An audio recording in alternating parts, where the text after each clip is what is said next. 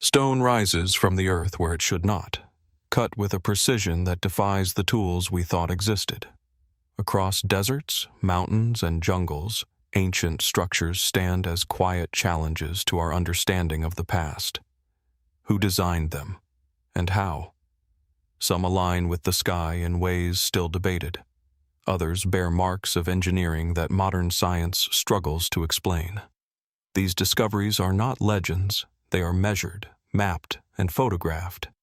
Yet their purpose remains uncertain. Tonight we step closer, examining the evidence, the unanswered questions, and the moments where history goes silent. Rising quietly above the rugged landscape of northwestern Sardinia, Monte Baranta does not announce itself with grandeur. Instead it waits, etched into limestone, surrounded by windswept vegetation and the distant sound of the sea. From a distance, it appears almost natural, a rocky plateau shaped by time. But as one draws closer, the illusion fades. Stone walls emerge. Carved terraces reveal intent. This is not a random formation. It is a place shaped by human hands, long before written history took hold on the island. Monte Baranta dates back to the Bronze Age, roughly between 2500 and 1800 BCE. Archaeologists generally describe it as a fortified complex, possibly used for defense or ritual gatherings. Massive stone blocks, stacked without mortar, form a semicircular wall overlooking the plains below.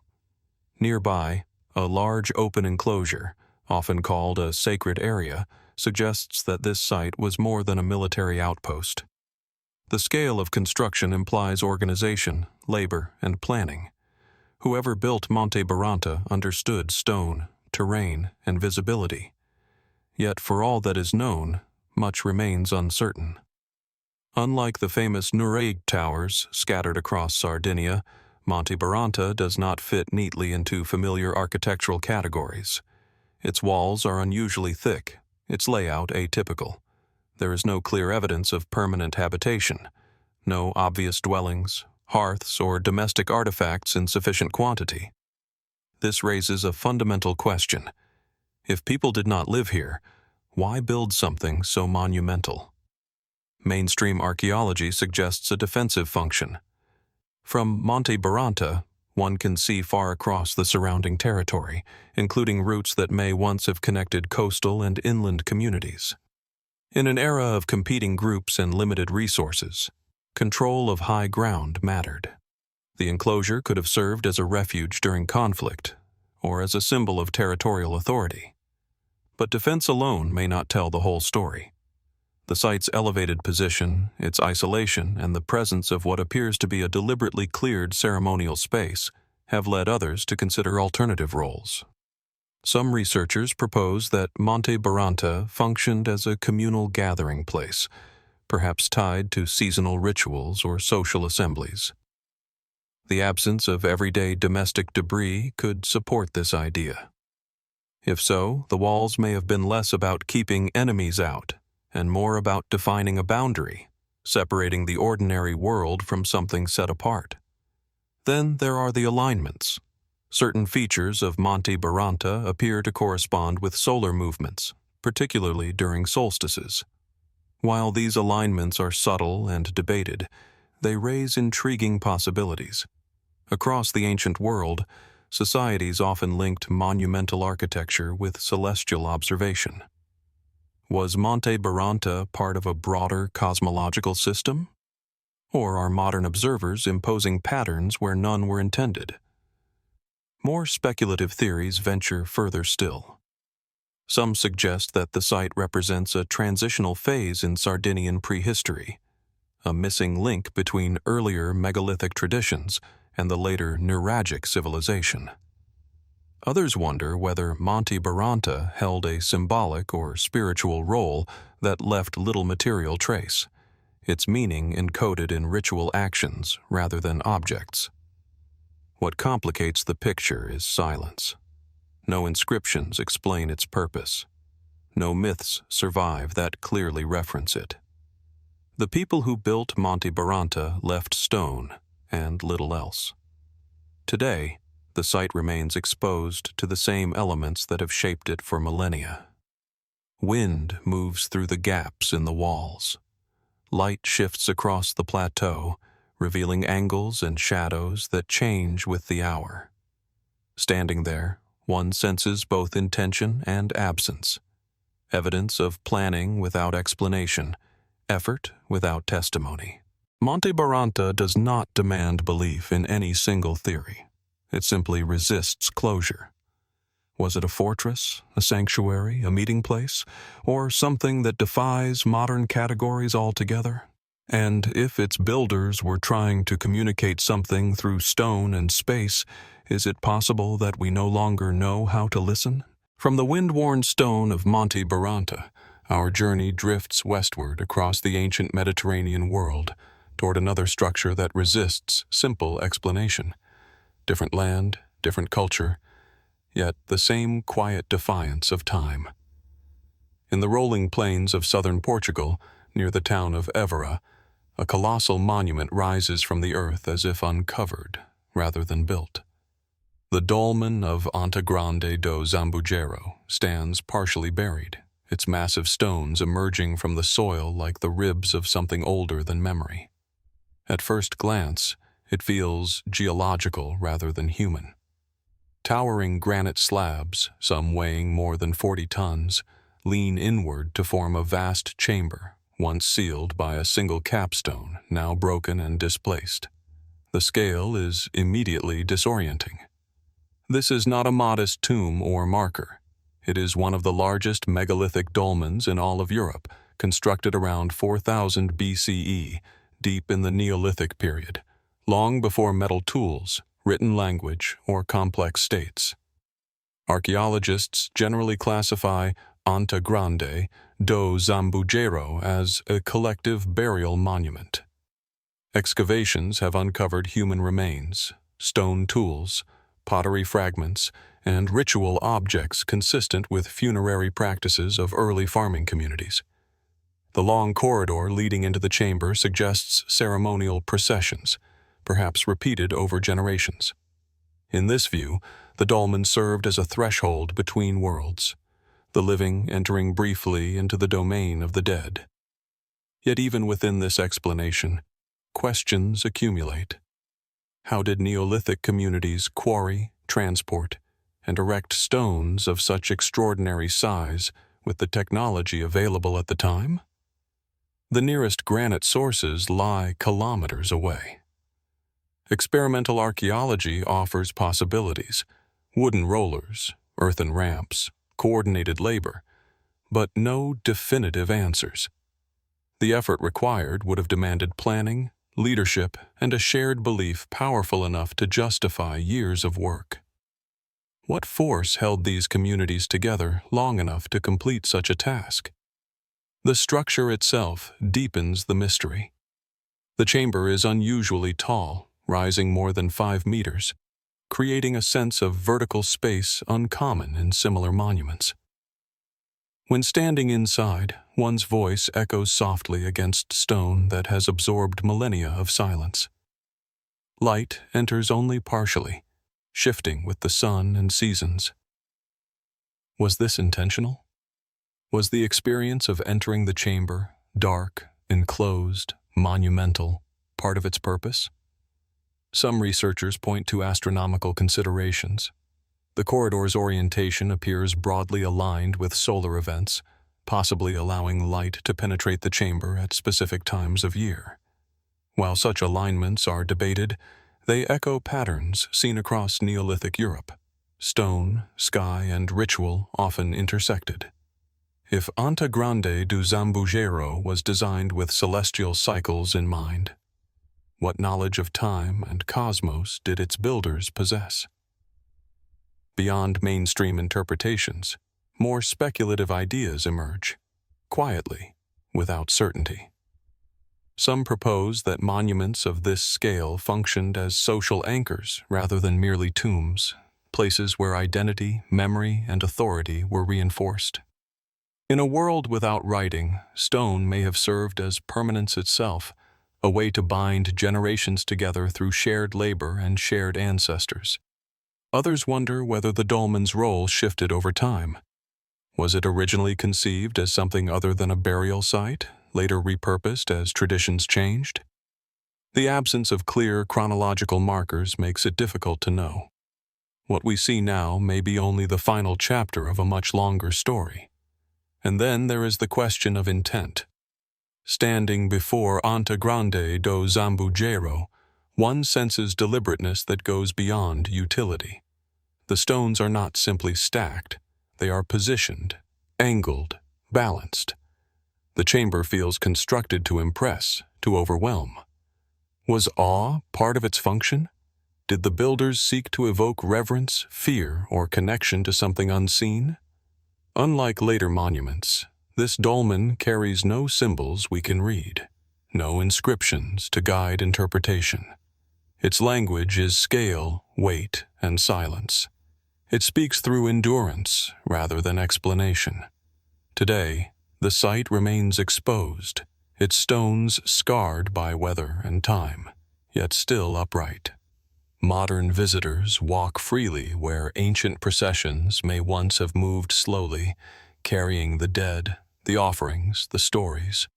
We can measure the stones, date the soil, analyze the artifacts, but the meaning behind the monument remains elusive.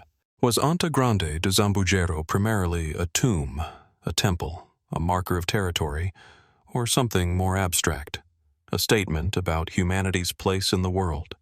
And if its builders intended this structure to communicate across generations, what message were they hoping would survive long after their names were lost? From the sunlit plains of southern Portugal, our journey takes us eastward, across the Mediterranean and into the rugged landscapes of southeastern Turkey. Here, amid the fertile valley of the Malatya region, the Arslantepe Mounds rise subtly from the terrain, an unassuming silhouette against the distant Taurus Mountains.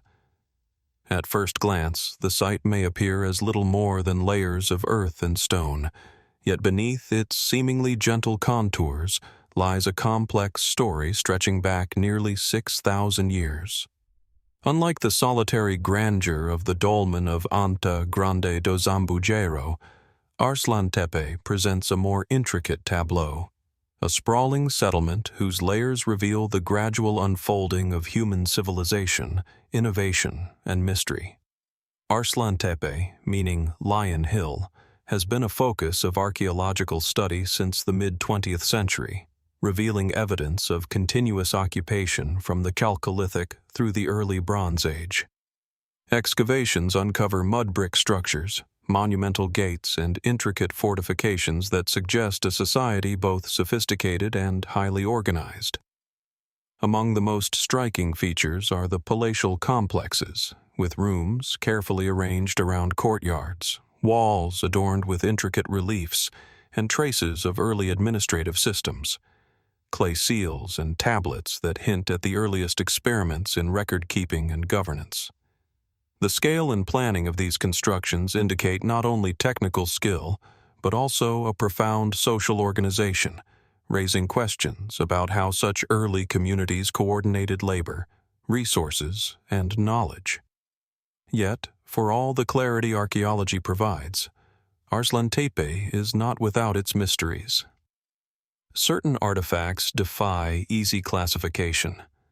Sculpted figurines whose symbolism remains elusive, ceremonial objects whose purpose is debated, and evidence of ritual practices that hint at beliefs both familiar and alien to us. Perhaps most intriguing is the early metallurgical activity at the site. Archaeologists have found some of the oldest evidence of copper smelting in the region, alongside signs of early alloying techniques. How did these communities acquire the knowledge to manipulate metals with such precision? Was it the result of gradual experimentation, cultural exchange, or insights that have since been lost to time? The layout of Arslantepe also raises questions about intention and meaning. The fortifications, while practical in nature, suggest an awareness of strategy and defense, yet some walls appear deliberately oversized, as if constructed to impress or symbolize power rather than solely for protection. Could these features reflect a nascent form of political or religious authority, a society in which architecture itself became a tool of communication and control? And what of the ceremonial areas, where evidence of feasting and ritual deposits indicate a community deeply engaged in symbolic practices whose full significance remains tantalizingly out of reach? Interwoven with these discoveries are subtler enigmas. Archaeologists have documented unusual alignments of certain structures, sometimes coinciding with celestial events such as solstices and equinoxes. While some interpret these as deliberate, others caution against overreading patterns that may have been incidental. Yet the question lingers: did the people of Arslantepe incorporate astronomical knowledge into their urban and ritual planning? And if so, what does this suggest about the intellectual and cultural sophistication of a civilization we often underestimate? Perhaps the most enduring mystery lies in the apparent continuity and sudden transitions evident in the site's stratigraphy. Layers of destruction and rebuilding hint at social upheavals, shifts in power, or external pressures whose precise causes remain uncertain. How did the inhabitants respond to these challenges? Did they possess knowledge or techniques that allowed them to adapt and survive, only for these practices to vanish with the passage of centuries? Standing among the remnants of walls, courtyards, and altars, one senses both the intimacy and the scale of human endeavor. The mounds of Arslantepe are not merely relics. They are silent witnesses to the lives, ambitions, and uncertainties of generations long gone. Each stone, each fragment, speaks to ingenuity and persistence, yet leaves us yearning for a deeper understanding. What motivated these early communities to construct such elaborate settlements? What social, spiritual, or intellectual forces shaped their world? And how much of their wisdom has been irretrievably lost?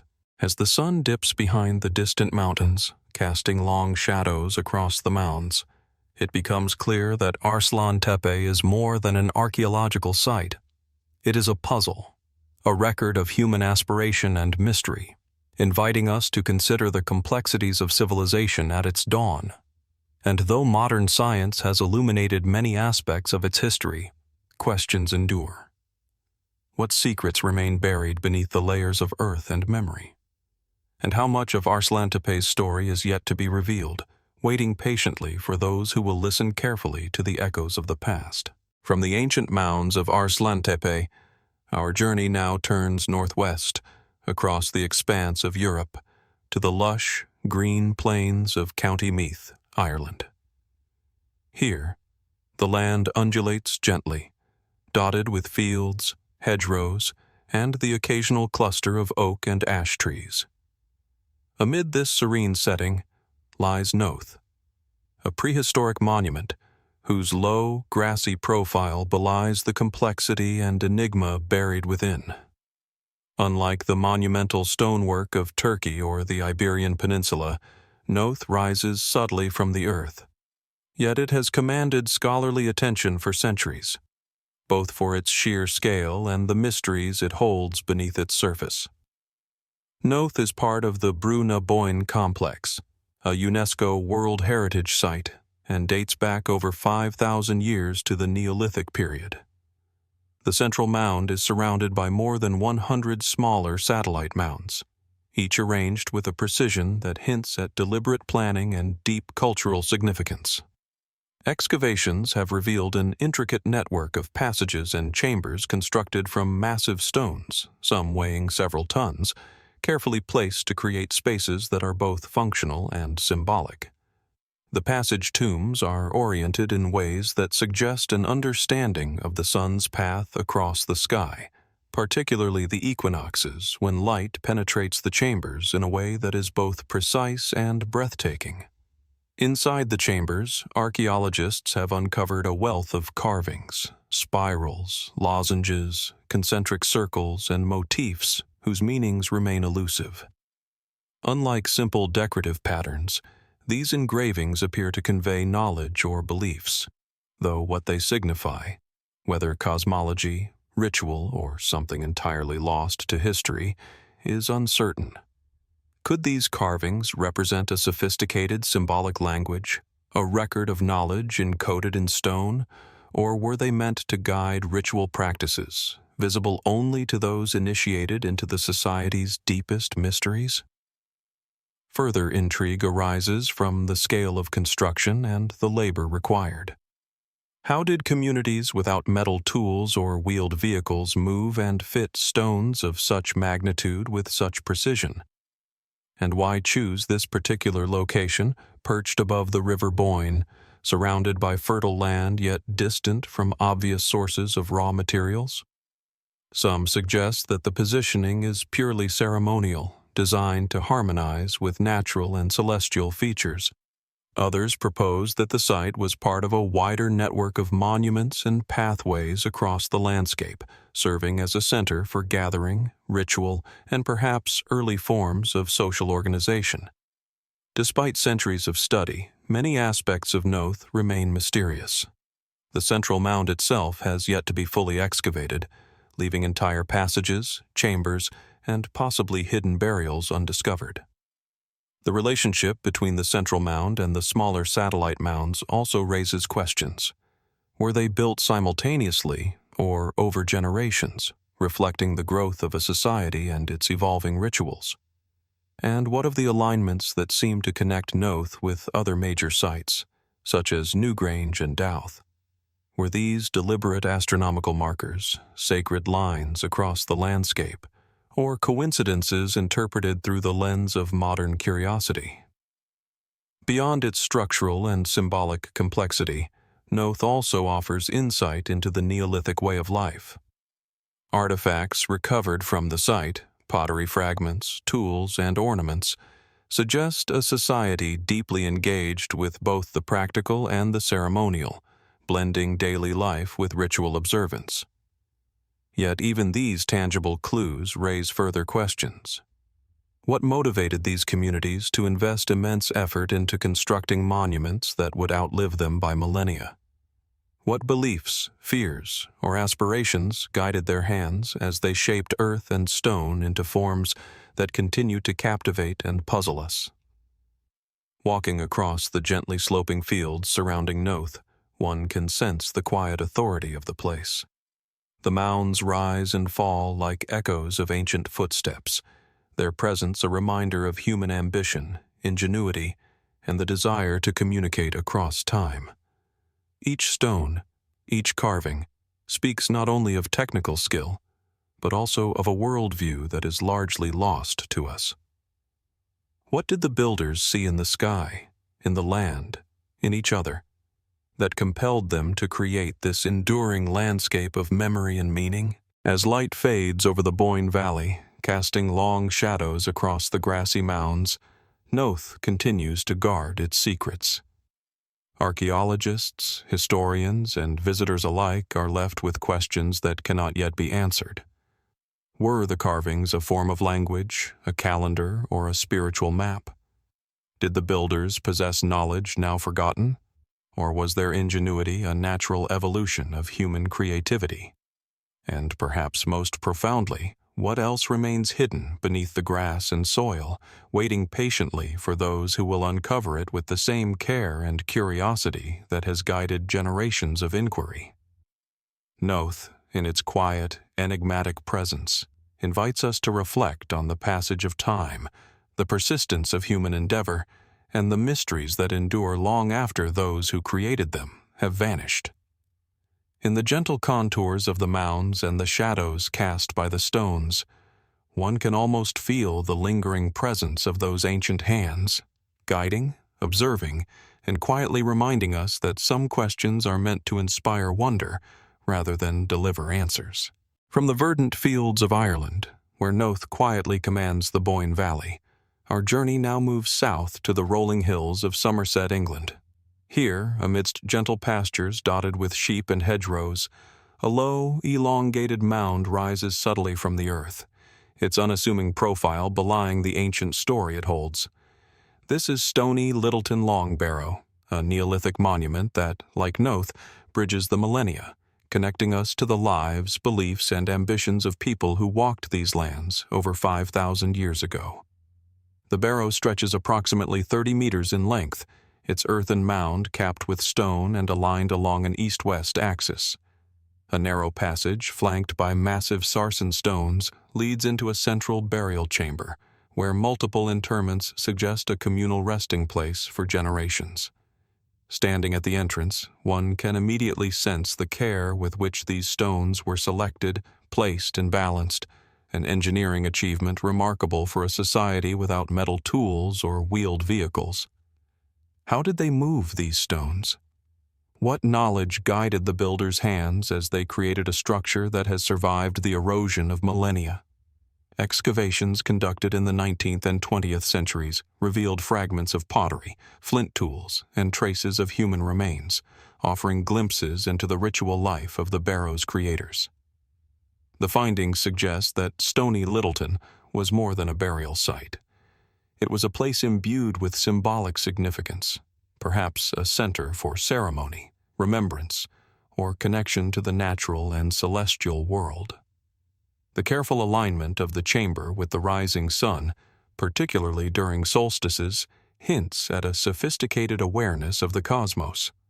Was this intentional, a deliberate act to harmonize human life with the cycles of the sun and seasons, or a coincidence amplified by our desire to find meaning in ancient design? The passage itself is narrow, almost intimate, forcing visitors to stoop as they enter. Inside, the air seems heavier, charged with the weight of centuries. The stones bear faint scratches and marks whose origin remains debated. Ritual wear, the tools of construction, or symbols meant to convey knowledge. The uncertainty adds to the sense of mystery, inviting contemplation rather than immediate answers. One cannot help but ask, what did these ancient people hope to achieve by constructing such a space?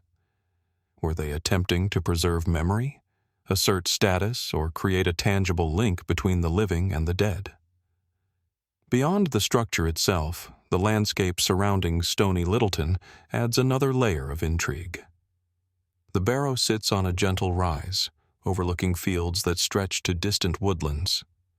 Its location, while practical for visibility, also seems carefully chosen, an intersection between human habitation, the land, and perhaps unseen forces. Some theories suggest that such barrows were deliberately positioned to form a network across the region, connecting sacred sites or guiding ritual pathways. Could the builders have been mapping the landscape according to principles we no longer understand? Or were these choices symbolic, encoding spiritual or cosmological knowledge into the very ground beneath their feet? Even with modern archaeology, many questions remain unanswered. The Barrow has never been fully excavated in a way that reveals all its secrets, and much of the human activity associated with the site is inferred rather than directly observed. How were the remains arranged within the chambers? What rituals accompanied the interments? Did the Barrow serve a communal purpose, a private shrine, or perhaps both? And what of the passage of time itself? How did generations of use, reuse, and reverence shape the site, leaving traces that still challenge interpretation? Standing outside the Barrow on a quiet afternoon, one can feel the deliberate patience embedded in its construction. The stones, earth, and subtle contours of the mound speak of a society deeply connected to its environment and to the cycles of life and death. Each feature invites reflection. Each detail raises questions. What knowledge guided these ancient builders, and how much has been lost to the ages? Were the barrows primarily practical, spiritual, or both? And as we contemplate the silent chambers within, we are reminded that human curiosity, reverence, and ingenuity often outlast even the people who created them. Stony Littleton Long Barrow endures, a quiet sentinel over the Somerset landscape, guarding its secrets beneath layers of grass, soil, and stone. Its presence invites us to slow our pace, to listen and observe, and to consider the extraordinary effort required to create something meant to endure for thousands of years. And yet, for all that has been discovered, much remains hidden, waiting, as always, for those willing to ask the right questions, and to accept that some answers may lie just beyond our reach. From the gentle hills of Somerset, where Stony Littleton Long Barrow quietly preserves the memory of Neolithic communities, our journey continues westward to the rolling landscapes of South Wales. Here, amidst verdant pastures punctuated by hedgerows and the occasional ancient oak, Tinkinswood burial chamber rises subtly from the earth, a monumental stone sentinel whose presence is both commanding and quietly mysterious. The surrounding countryside is serene, yet the immense stones of the chamber hint at a past of careful planning, ritual, and human endeavor far beyond the ordinary. Tinkinswood is one of the most remarkable Neolithic passage graves in Wales, dating back more than 5,000 years. Its central feature is a massive capstone, estimated to weigh over 40 tons, supported by a series of upright orthostats that form the burial chamber beneath. The sheer scale of this stone is awe-inspiring. Even today, it challenges our imagination to comprehend how such a massive object was transported, lifted, and positioned using only the tools and techniques available to early communities. How did Neolithic builders accomplish such feats, and what knowledge guided their hands in achieving such precision and balance? Excavations in the 20th century revealed that Tinkinswood served as a communal burial site, containing the remains of multiple individuals, often fragmented and rearranged over time. Alongside these human remains, archaeologists discovered flint tools and pottery shards, offering glimpses into the daily and ceremonial lives of the people who built and used the chamber. Yet, as with many megalithic structures, the purpose of Tinkinswood seems to extend beyond the practical.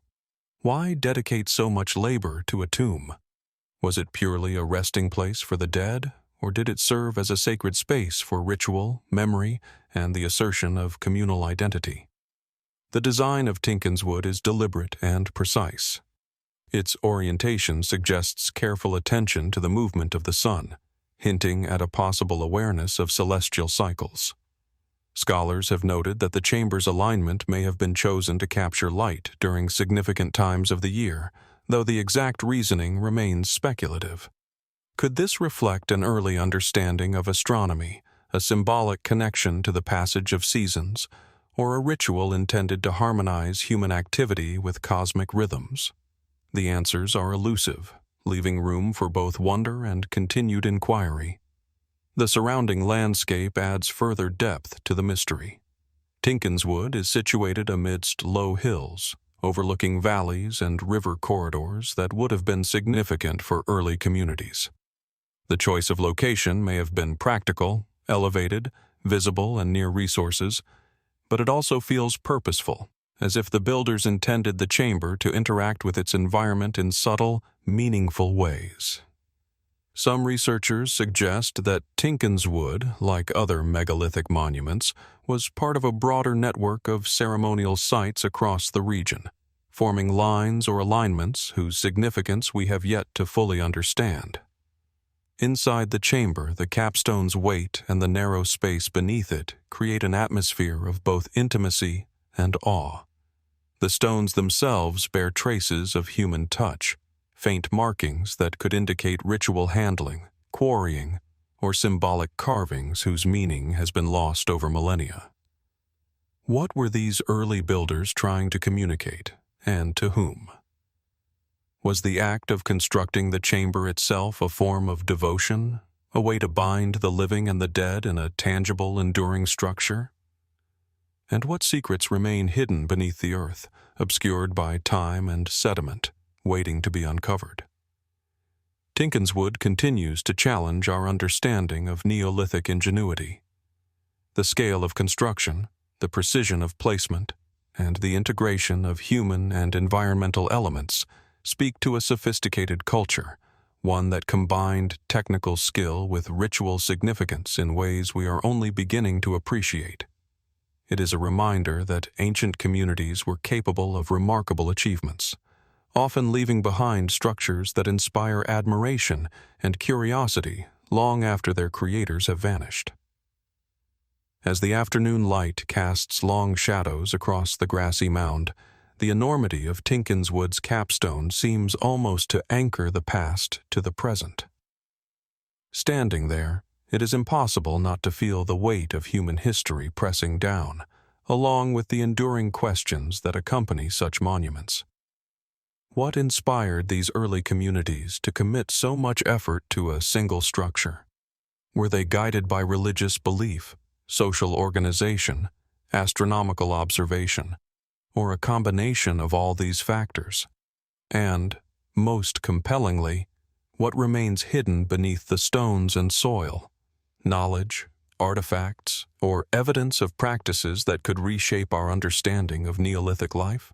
Tinkinswood Burial Chamber endures as both a tangible and enigmatic testament to human ingenuity.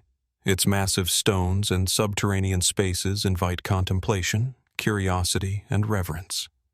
Though centuries of research have illuminated aspects of its purpose, the monument retains an aura of mystery, reminding us that some secrets are deliberately elusive. And as the wind stirs the grass across the mound and whispers through the surrounding hills, one is left to wonder, what else does Tinkinswood conceal, waiting patiently for those who seek not only to uncover, but to understand the intentions and insights of people who lived and dreamed 5,000 years ago? From the grassy mound of Tinkinswood, where silence and stone bear witness to millennia of human endeavor, our journey moves northward across the Irish Sea to the rugged, windswept plains of County Sligo, Ireland. Here, perched atop rolling limestone ridges, the Carrowkeel megalithic cemetery emerges like a landscape of memory etched into the horizon. Unlike the solitary and intimate chamber tombs of Wales, Carrowkeel presents an expansive tableau, a cluster of more than 30 passage tombs, each bearing the marks of human care and intention, spread across a stark, open plateau where the wind seems to carry whispers of ancient voices. Carrowkeel dates to the late Neolithic, roughly 5,000 years ago, and is part of Ireland's rich tradition of passage tombs. Each mound, modest in elevation yet monumental in human effort, houses a carefully constructed passage leading to a burial chamber. The stones are immense, some weighing several tons, yet they are arranged with a precision that speaks to both practical skill and symbolic intent. The tombs were built to endure, to protect what lay within, and perhaps to convey meaning beyond the immediate. How did these early communities coordinate such labor across a harsh and exposed landscape? What knowledge guided the selection, transport, and placement of stones with such care? Excavations reveal that Carrowkeel served as a communal necropolis, with human remains carefully placed within chambers alongside flint tools, pottery fragments, and traces of ritual offerings. The repeated use of these tombs over generations suggests a society that venerated its ancestors and wove the act of burial into a broader cultural and spiritual framework. Yet, as in many megalithic sites, much remains enigmatic. Why this particular ridge? Was it chosen for its visibility, its proximity to other natural features, or its alignment with the rising and setting sun at significant times of the year? Some researchers suggest that Carrowkeel forms part of a broader network of tombs stretching across the region, connected by sightlines, ritual pathways, or perhaps lines of spiritual significance. The tombs themselves contain subtle mysteries. Within certain chambers, carvings and markings have been identified. Spirals, cup and ring motifs, and abstract geometric forms whose meaning remains elusive. Are they symbolic language, cosmological maps, or ritual guides for those who entered the passage? Some chambers seem intentionally designed to capture light at particular times, illuminating specific stones or carvings, though interpretations vary. Could these alignments reflect an early form of astronomy, or were they gestures of ceremonial symbolism meant to bridge the natural and the sacred? The scale and distribution of Carrowkeel also invite reflection on the social and organizational complexity of the builders. Constructing a single passage tomb is an achievement. Constructing 30 or more in close proximity, each carefully oriented and proportioned, suggests a coordinated effort spanning generations. What structures of authority, knowledge, and labor allowed this community to achieve such feats? Were the tombs built simultaneously as part of a grand vision, or over centuries, evolving with the needs and beliefs of successive generations? Even the surrounding environment holds significance. The ridge overlooks valleys and watercourses, and on clear days, distant hills and mountains are visible from the mounds, suggesting that visibility and landscape context were carefully considered. Perhaps these tombs were intended to form a dialogue with the land itself, marking territory, signaling presence, or creating sacred topography. And yet, for all this attention to design and placement, the exact purpose and meaning of Carrowkeel remain elusive. Standing among the stones, one senses the passage of time like a tangible weight pressing down. The wind sweeps across the plateau, rustling grasses and carrying the faint, almost imperceptible echoes of lives long gone. Each mound, each chamber, offers both a clue and a question. What beliefs motivated these ancient people to dedicate their lives to constructing such enduring structures? Were the tombs primarily practical, spiritual, or both? And what else remains buried beneath the earth, hidden beneath layers of soil, stone, and centuries of neglect, waiting to reveal its secrets to the patient observer? Carrowkeel Megalithic Cemetery endures not only as a physical testament to Neolithic ingenuity, but as an enduring enigma, a landscape where human ambition, ritual, and mystery intersect. It reminds us that even when stones remain unmoved and chambers silent, they speak to us across time, challenging our assumptions and inspiring wonder. And as the shadows lengthen across the ridges, we are left to ponder. What deeper knowledge, beliefs, or practices did these communities preserve within the stones of Carrowkeel? And how much of it remains beyond our reach, hidden yet ever present beneath the plateau that has witnessed millennia of wind, rain, and human imagination? From the windswept ridges of Carrowkeel, where stones rise like silent sentinels against the Irish sky, our journey moves southward once more, across the waters of the Atlantic, to the rolling landscapes of northern Spain. Amid the lush valleys and gently undulating hills of Cantabria lies the Dolmen of Soto, a monumental tomb whose presence is at once commanding and understated. Unlike the clustered necropolis of Carrowkeel, the Dolmen of Soto stands alone, its massive stones emerging from the earth with a quiet authority that hints at both practical function and symbolic intent. Surrounded by fields and the occasional grove, it seems a place deliberately chosen, perhaps for visibility, perhaps for ritual, or perhaps for reasons we cannot yet grasp. The Dolmen of Soto dates back to the late Neolithic period, roughly 4,500 to 5,000 years ago, and is among the most significant megalithic tombs in the Cantabrian region. Its central chamber is formed by upright stones supporting a colossal capstone, carefully positioned to create a stable, enduring structure. The sheer scale of the dolmen is immediately striking. The capstone alone weighs several tons, an extraordinary feat for a society without advanced machinery. How did the builders transport and lift such massive stones with only rudimentary tools? What knowledge guided their hands as they achieved a precision that has allowed the structure to endure millennia of wind, rain, and shifting earth? Excavations at the site have uncovered human remains, alongside flint tools, pottery fragments, and traces of ritual offerings. These findings indicate that the Dolmen of Soto functioned as a communal burial site, a place where the living honored their dead while perhaps engaging with beliefs that linked life, death, and the cosmos. Yet, as with many megalithic sites, the reasons behind its construction remain partially veiled. Was it primarily a tomb, a ceremonial center, or a combination of both? And why was this specific location chosen, on a gentle rise overlooking the surrounding valley, yet seemingly distant from other known settlements or contemporary tombs? The architecture of the Dolmen of Soto hints at a sophisticated understanding of both engineering and symbolism.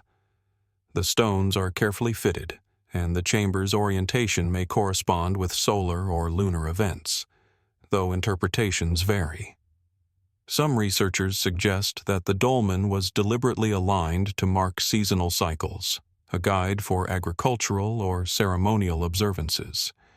Others propose that the tomb was intended as a spiritual marker, a link between the terrestrial and the celestial, inviting reflection and reverence.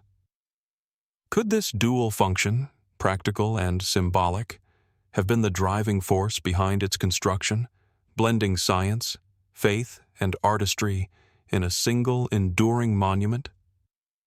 Beyond the physical structure, the surrounding landscape contributes to the dolmen's mystery. From its elevated position, the tomb offers expansive views of the Cantabrian valleys, rivers, and distant mountains. Its visibility suggests it may have been a landmark, both for local communities and for travelers passing through the region. Some have proposed that such placement was part of a broader network of megalithic sites, aligned along sight lines or natural features to form spiritual or social connections across the landscape. Yet much about these connections remains speculative, leaving room for interpretation and wonder. Inside the chamber, the space is intimate yet imposing. The massive capstone looms overhead, and the stones of the walls bear faint traces of human touch, marks from quarrying, shaping, or perhaps ritual handling. One cannot help but feel the weight of history pressing down, a sense of connection to the countless hands that labored to create and maintain this space. Did the builders view the tomb as a protective container for the dead, or as a sacred site through which the living could communicate with ancestors or deities? Were the carvings and arrangements deliberate symbols, or practical choices now imbued with symbolic significance by later generations? Even today, the Dolmen of Soto invites reflection on the ingenuity, ambition, and beliefs of the people who created it. The construction demonstrates advanced understanding of structural stability, planning, and perhaps even astronomy. Yet, so much remains unresolved. How were the stones transported across the landscape? What rituals were performed here, and how did they evolve over generations? And most tantalizingly, what remains hidden beneath the earth, sealed within the chamber, or lost entirely to time? As the sun casts long shadows across the Cantabrian hills, the Dolmen of Soto stands as a quiet, enduring witness to human history. Its stones, weathered but unbowed, speak to the intersection of ingenuity and mystery, offering a glimpse into a society whose knowledge, intentions, and spiritual life continue to challenge our understanding. It is a place that asks questions rather than providing answers, inviting us to ponder not only the practical achievements of its builders, but also the deeper meanings and beliefs that guided their hands. What secrets remain locked within its stones? What knowledge, now buried and obscured, might yet reveal itself to those patient and perceptive enough to listen to the whispers of the past? From the rolling hills of northern Spain and the solitary prominence of the Dolmen of Soto, our journey now returns to the emerald landscapes of Ireland, where the Burren's rocky plains stretch under a vast open sky. Amid these limestone outcrops, where shadows shift and wind whispers through jagged rock, stands the Poulnabrone Dolmen, an ancient portal through time, both stark and mesmerizing in its simplicity. Unlike the more expansive megalithic complexes of Carrowkeel or the singular monument of Soto, Poulnabrone rises from the landscape with an austere elegance. A flat, massive capstone supported by slender, upright stones, forming a chamber that seems both fragile and immovable against the passage of millennia. Poulnabrone is one of Ireland's most iconic portal tombs, dating back more than 5,500 years to the early Neolithic. Its construction was ambitious, requiring the transportation and precise placement of enormous stones across uneven rocky terrain. How these early communities managed to move and erect such massive rocks without modern tools remains a question that continues to intrigue archaeologists. The engineering itself is impressive, but the choices behind it, the orientation, location, and proportions, suggest a deeper layer of intention. What motivated these people to invest such effort, and what did the structure signify to them beyond a place to lay their dead to rest? Excavations within the chamber have revealed human remains, including both adults and children, arranged in ways that suggest ritual and care rather than casual interment. Alongside the bones, archaeologists discovered flint tools, stone implements, and fragments of pottery, indicating a culture deeply engaged in both practical and ceremonial life. Yet, the site raises as many questions as it answers. Why were certain individuals chosen for interment here? Was there a hierarchy, or were all members of the community afforded passage through the same sacred space? And what beliefs guided their practices, especially given the effort required to construct a tomb so enduring? The location of Poulnabrone adds to its mystery. Perched atop a limestone outcrop overlooking the Burren's patchwork of fields and stone, it commands expansive views in all directions. Its placement may have been practical, symbolic, or both, offering visibility across the landscape and a connection to natural and celestial features. Scholars have suggested that the tomb aligns with certain astronomical events, perhaps marking solstices or other seasonal transitions, though interpretations remain debated. Could this alignment reflect an early understanding of the cosmos, or was it a symbolic gesture, linking the community to the rhythms of nature in ways we can only speculate upon? Inside the chamber, the air feels charged, as if the weight of countless generations presses gently against the stones. The capstone looms overhead, supported by the slender orthostats that seem almost delicate against the immense weight they bear. The experience is simultaneously intimate and monumental, a space designed for both the dead and the living who might visit, reflect, or perform rituals. The faint markings on some stones hint at human hands and intent, though whether these are symbolic carvings, quarrying marks, or traces of ceremonial use is unclear. What stories, beliefs, or knowledge did these marks convey to those who understood them? Poulnabrone also invites consideration of the broader landscape and its relationship to other Neolithic sites. The Burren is dotted with additional tombs, standing stones, and ancient enclosures, forming a network of human activity across a challenging and unforgiving terrain. Were these sites deliberately placed in relation to one another, creating lines of sight, pathways, or spiritual connections across the land? Or did each tomb arise independently, a reflection of local needs and practices that coincidentally align with the broader cultural patterns of the time? The answers remain tantalizingly out of reach, leaving room for reflection and curiosity. Even as we study Poulnabrone through the lens of modern archaeology, it resists full explanation. Its enduring presence reminds us of the ingenuity, ambition, and cultural depth of Neolithic communities, whose knowledge and practices continue to challenge our understanding. What rituals, beliefs, or social structures motivated the construction of this tomb? How much of their knowledge was lost over time, preserved only in the silent stones that remain? And what secrets might still lie beneath the capstone or surrounding landscape, awaiting discovery by those patient and perceptive enough to observe carefully?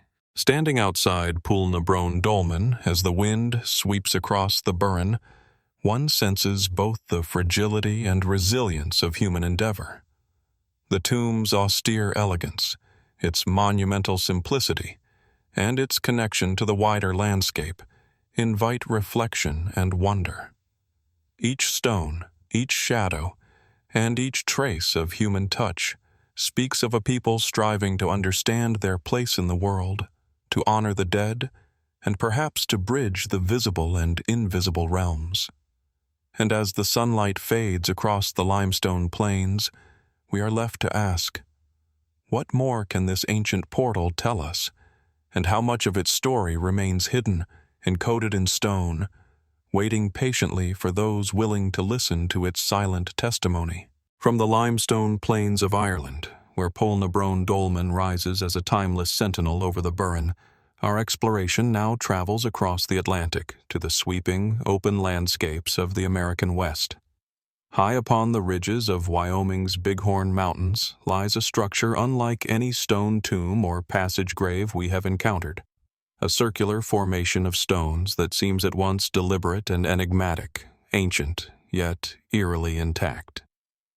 This is the Bighorn Medicine Wheel, a monument that challenges both the imagination and our understanding of prehistoric North American societies. Perched on the windswept summit, where the sky stretches endlessly in every direction, the wheel radiates quiet authority, inviting contemplation of the land, the cosmos, and human ingenuity. The Bighorn Medicine Wheel consists of a central cairn encircled by an outer ring of stones, with multiple spokes radiating outward, connecting the hub to the perimeter. Archaeologists estimate its construction to date back at least 300 to 800 years, though some evidence suggests that the site may have held significance even earlier.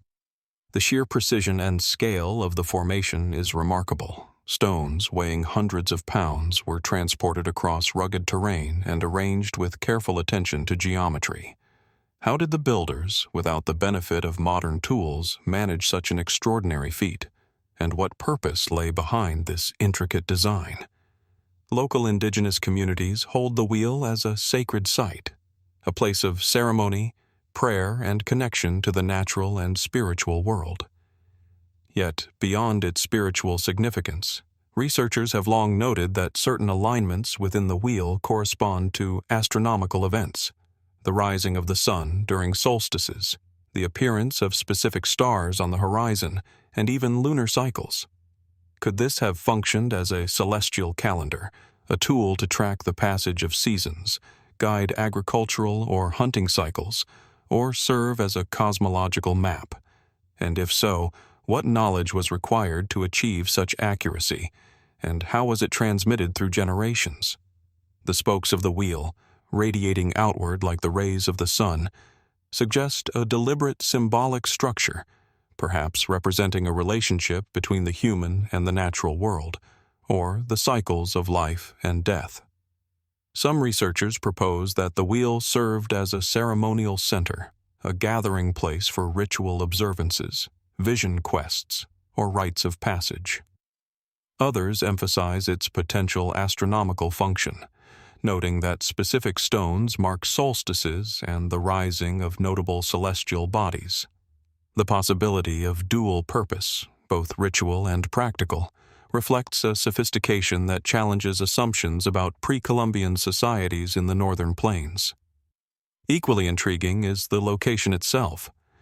Positioned atop a high ridge, the wheel dominates the surrounding valleys, offering expansive views of the landscape below. Such visibility may have served practical purposes, acting as a landmark, a signaling site, or a gathering point, while simultaneously enhancing its spiritual or symbolic significance. Was the placement purely pragmatic, or did the builders intend it to establish a dialogue with the horizon, the sky, and the stars? And what unseen patterns or alignments might still exist, waiting to be understood? Despite centuries of study, many aspects of the Bighorn Medicine Wheel remain unresolved. The exact methods of construction are unknown, as are the motivations behind its geometric precision. Archaeologists debate whether its alignments were intentional, symbolic, or partially coincidental. Did the spokes and circles encode knowledge now lost? Were they markers for ceremonial pathways, spiritual symbolism, or a form of prehistoric astronomy? And what other secrets might remain hidden in the surrounding landscape, waiting to be uncovered by patient observation or careful analysis? Walking among the stones, one is struck by the sense of deliberation and care that must have guided every placement. The wheel's enduring presence reminds us that even in remote and harsh environments, human beings sought to understand their world, mark their passage through it, and connect with something larger than themselves. Each stone is a testament to skill, intention, and vision, a tangible link between the earth and sky, past and present. The Bighorn medicine wheel, in its quiet and commanding solitude, invites reflection on the relationship between humans, the cosmos, and the passage of time. Standing atop the ridge as the wind sweeps across the plains below, it is impossible not to feel a connection to the generations who shaped this place, left their mark, and imbued it with meaning that continues to resonate. And as we ponder the wheel's alignments, its geometry, and its spiritual resonance, we are left with the enduring question: what knowledge, practices, or insights lie hidden in this circular monument, waiting for those who seek not only to study it, but to understand the intentions and beliefs of its builders?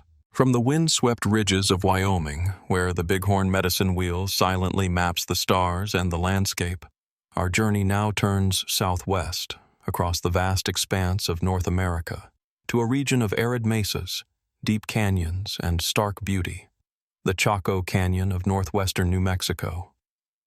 Here, amid the red sandstone cliffs and the vast open desert, rise the remains of the great houses, monumental structures that defy simple explanation.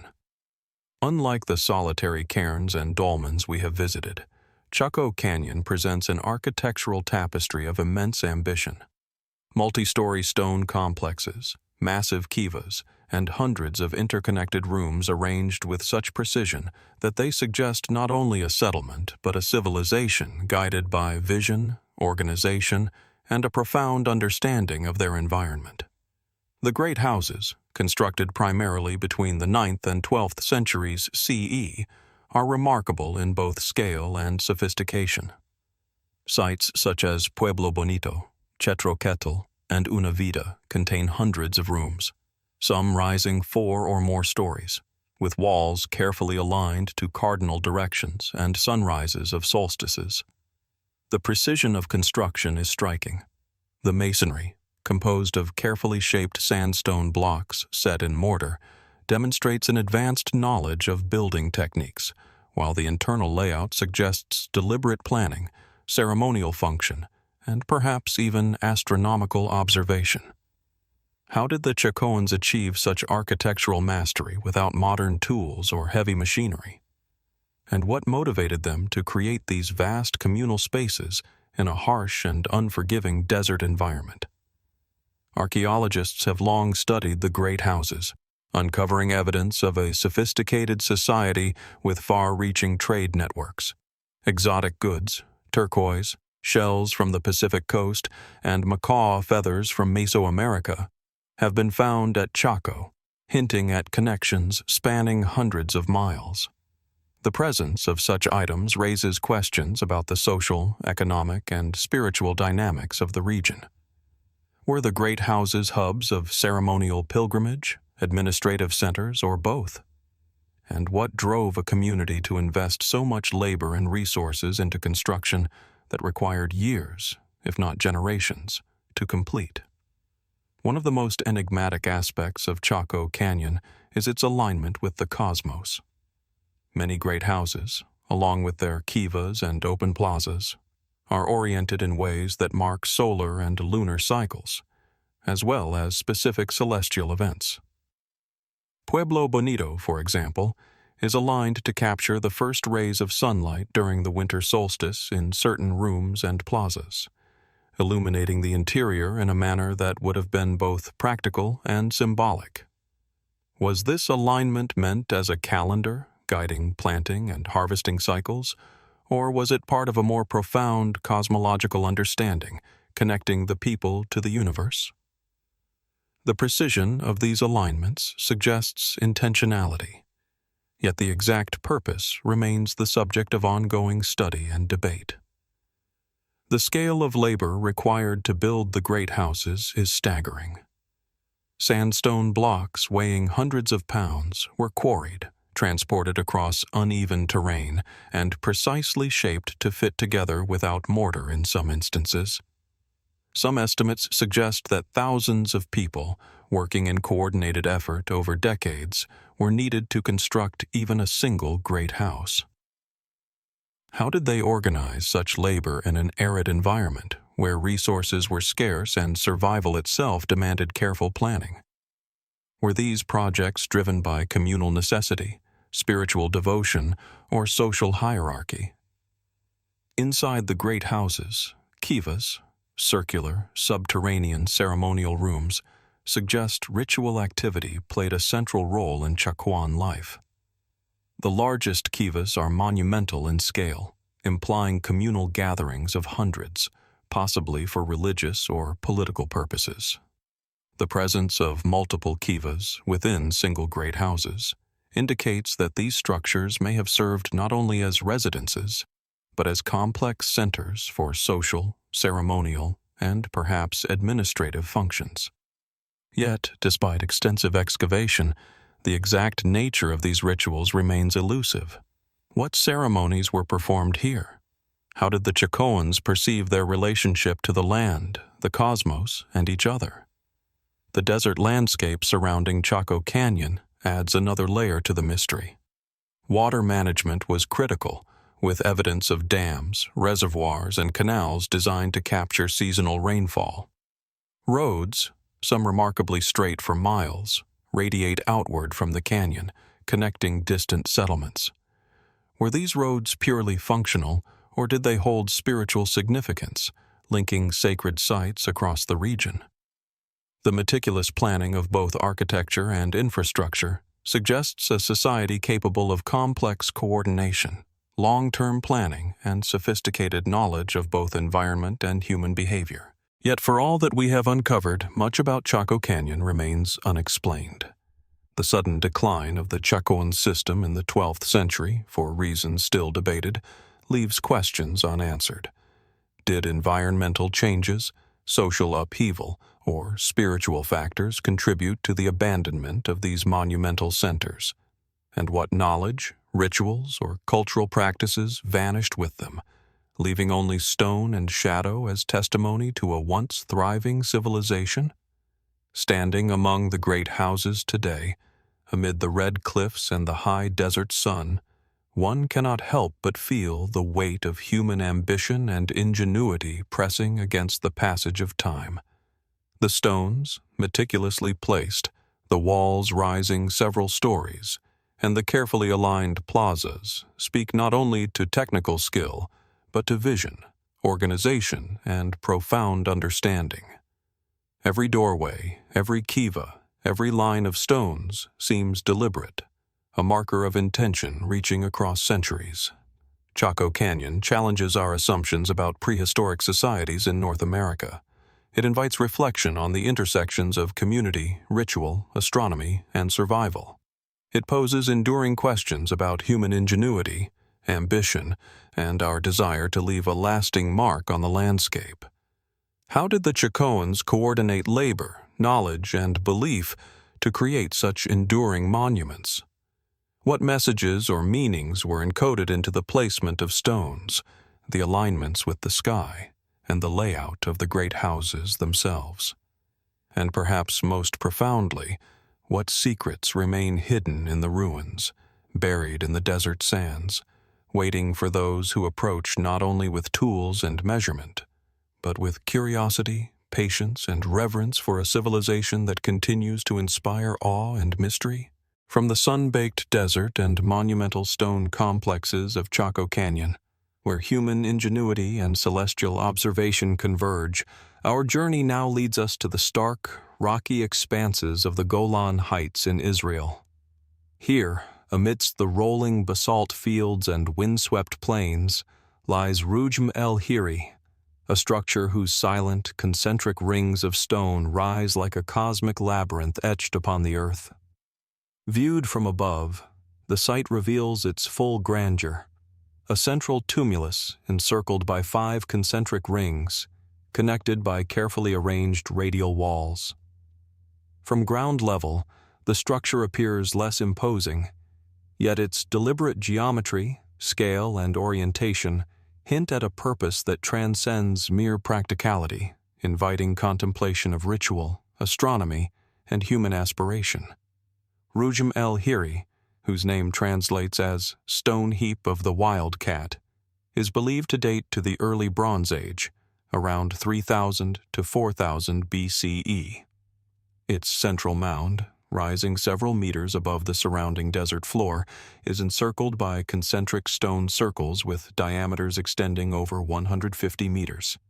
The sheer effort required to quarry, transport, and position the stones, many weighing several tons, raises profound questions about the society that built it. How did these communities organize labor, coordinate logistics, and maintain a vision across generations to construct such an enduring monument in a landscape so sparse and demanding? Archaeologists have debated the purpose of Rujm el-Hiri for decades. Excavations suggest that it may have served as a ritual center, a burial site, or even an astronomical observatory. Some researchers point to the precise alignments of the concentric circles and radial walls, noting that certain points mark the solstices and perhaps the lunar cycle.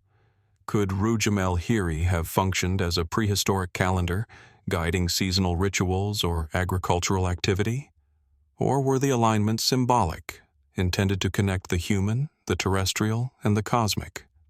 The answers remain elusive, layered beneath centuries of speculation and scarce archaeological evidence. The concentric design itself invites reflection. 5 circular walls radiate outward from the central mound, creating a labyrinthine layout that is at once symmetrical and enigmatic. Walking through the rings, one senses the deliberate planning and geometric sophistication that would have been required to achieve such precision. Was this layout intended to guide participants through ritual processions, echoing spiritual journeys, or the path of celestial bodies? Or was it an abstract representation of cosmology, encoded in stone and landscape, whose meaning has been lost to time? Rujm el-Hiri also raises questions about the intersection of burial practices and ritual observance. While some remains have been discovered within the central tumulus, the site does not resemble typical Bronze Age cemeteries. The scarcity of graves, juxtaposed with the monumental scale of the structure, suggests that its purpose may have been more ceremonial than funerary. Could it have been a gathering place for the community, a center for spiritual activity, or even a site where knowledge of astronomy, ritual, and social cohesion was preserved and transmitted? The surrounding landscape amplifies the site's enigmatic presence. From its elevated position, Rujm el-Hiri overlooks rolling volcanic fields and distant peaks, establishing a visual connection between monument and horizon. Its visibility from multiple vantage points suggests deliberate placement, as if the builders intended it to communicate with the land itself, or perhaps to serve as a marker for travelers, ritual participants, or celestial observation. The structure's isolation in the Golan Heights emphasizes both its permanence and its mystery. It is at once conspicuous and remote, a monument that bridges earth, sky, and human endeavor. Speculative theories about Rujm el-Hiri abound. Some propose that the site functioned as an astronomical observatory, with alignments marking solstices, equinoxes, and lunar cycles. Others suggest it served as a ceremonial center, guiding ritual dances, processions, or rites of passage that connected the living and the dead, or that symbolically represented cosmological order. There are even fringe interpretations proposing connections to early sacred geometry, star mapping, or lost knowledge of prehistoric societies. While compelling, these hypotheses remain unproven, highlighting the fine line between observation and speculation, and reminding us that the monument's full meaning may lie beyond contemporary understanding. The construction of Rujm el-Hiri also challenges assumptions about the social organization of its builders. Coordinating the movement of massive stones across a rugged landscape would have required collective effort, planning, and leadership. What social structures existed to enable such a monumental undertaking? Was it the work of a centralized authority, or a communal project sustained over generations by shared purpose and ritual significance? The answers are obscured by time, leaving the site as a testament to both human ingenuity and the mysteries of prehistoric social life. Standing among the stones today, one is struck by the sense of deliberate intent that permeates the monument. Each wall, each radial alignment, each carefully positioned stone speaks of hands guided by knowledge, vision, and ritual understanding. The experience is both grounding and transcendent, grounded in the earth beneath your feet, yet reaching toward the sky, the sun, and the celestial patterns that may have inspired its design. The silence of the Golan Heights amplifies the effect, as if the stones themselves bear witness to ceremonies, observations, and intentions that are now lost to history. Rujm el-Hiri endures as an enduring enigma. Its concentric rings, massive central tumulus, and precise geometry invite questions about ritual, astronomy, and social complexity in the early Bronze Age Levant. How did the builders reconcile labor, knowledge, and spiritual aspiration to create a structure that continues to inspire awe? What ceremonies, beliefs, or understandings were encoded within its walls and alignments, and how much of this knowledge has been lost to time? And most compellingly, what remains hidden beneath the stones, beneath the central mound, or in the alignment of the rings, waiting for those patient and perceptive enough to uncover even a fragment of the monument's ancient secrets? As the sun sets over the volcanic fields, casting long shadows across the concentric stones, Rujm el-Hiri stands silent yet commanding, a testament to human curiosity, ambition, and ingenuity. It invites us not merely to observe, but to wonder, to reflect, and to accept that some mysteries may endure far longer than the civilizations that created them, waiting patiently for the questions of generations yet to come. From the stark volcanic plains and concentric circles of Rujm el-Hiri, where human ingenuity and ritual intention intertwine in stone, our journey now turns northwest, across seas and time, to the gentle, rolling landscapes of southern England. Amid the fields of Wiltshire, where chalk hills rise and dip beneath the open sky, stands Avebury, the largest stone circle in Europe, a monument of monumental ambition whose scale and precision have intrigued observers for centuries. Unlike the relatively compact form of Rujm el-Hiri, Avebury spreads across a vast expanse, its massive stones forming an enormous circle that dwarfs the human figure and dominates the surrounding landscape.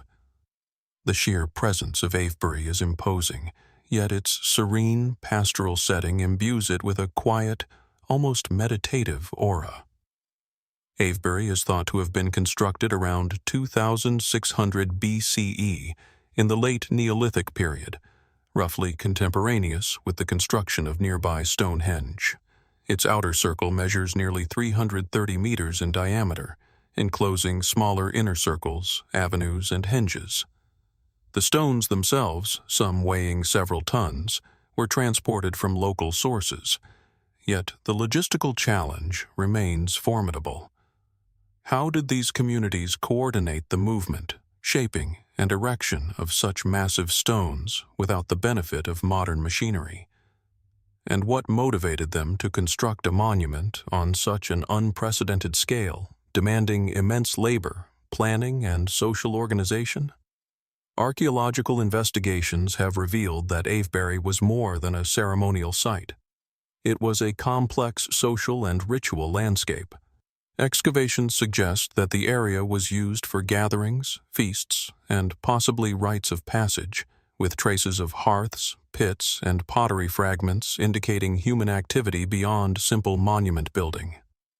The placement of stones in concentric rings, combined with avenues that connect to other ritual landscapes, hints at a deeper intention, perhaps a symbolic representation of cosmology, territorial markers, or a space designed to facilitate communal ritual. Yet, despite centuries of study, the purpose of Avebury remains tantalizingly obscure. Were the circles intended to honor ancestors, mark celestial events, or act as a focal point for social cohesion? The design of Avebury also raises compelling questions about astronomical alignment and symbolism. Scholars have noted possible connections between the circle and solar or lunar events, suggesting that certain stones may have been positioned to capture the rising or setting sun during solstices or other significant times of the year. Could Avebury have functioned as a kind of calendar, a monumental observation tool, or a ceremonial space where time itself was made tangible through stone? And if so, what knowledge of the heavens guided its construction, and how was that knowledge preserved and transmitted among the Neolithic communities of southern England? Walking among the stones, one becomes acutely aware of the interplay between scale and human perception. Some megaliths tower above, while others are barely above the height of a standing adult, creating a dynamic rhythm that guides movement through the site. Was this intentional, designed to create a psychological or spiritual journey where participants experienced the monument as a ritualized path of engagement with the sacred, the social, or the cosmological? The concentric circles and avenues suggest deliberate choreography, inviting reflection on the role of space, scale, and orientation in the experiences of those who built and used Avebury. The surrounding landscape adds yet another layer of intrigue. Avebury sits within a wider ritual complex, linked to nearby hinges, barrows, and avenues that extend across the Wiltshire Plains. Some researchers propose that the site formed part of an interconnected network where sightlines, processional routes, and ceremonial pathways created a spiritual and social landscape larger than any single monument. Could these connections encode cosmological knowledge, social hierarchy, or ancestral memory? And how much of this knowledge has been lost over millennia, obscured by natural erosion, human activity, and the passage of time? Avebury's endurance over 4,500 years speaks to the skill, vision, and cultural investment of its builders. Each stone, carefully positioned and balanced, embodies both practical understanding and symbolic intent. The sheer scale suggests a society capable of organizing labor, resources, and knowledge over decades or even generations. How did they maintain the collective vision necessary to complete such a monumental project? And what social or spiritual motivations drove this sustained effort? Speculative interpretations of Avebury are abundant, reflecting its enigmatic power. Some propose that the site represents a microcosm of the universe, a model of the heavens or earth, or even a map of sacred geography. Others suggest it was a site of initiation, spiritual transformation, or ritualized community identity. While archaeological evidence can provide clues, much remains open to interpretation, inviting both scholarly inquiry and imaginative contemplation.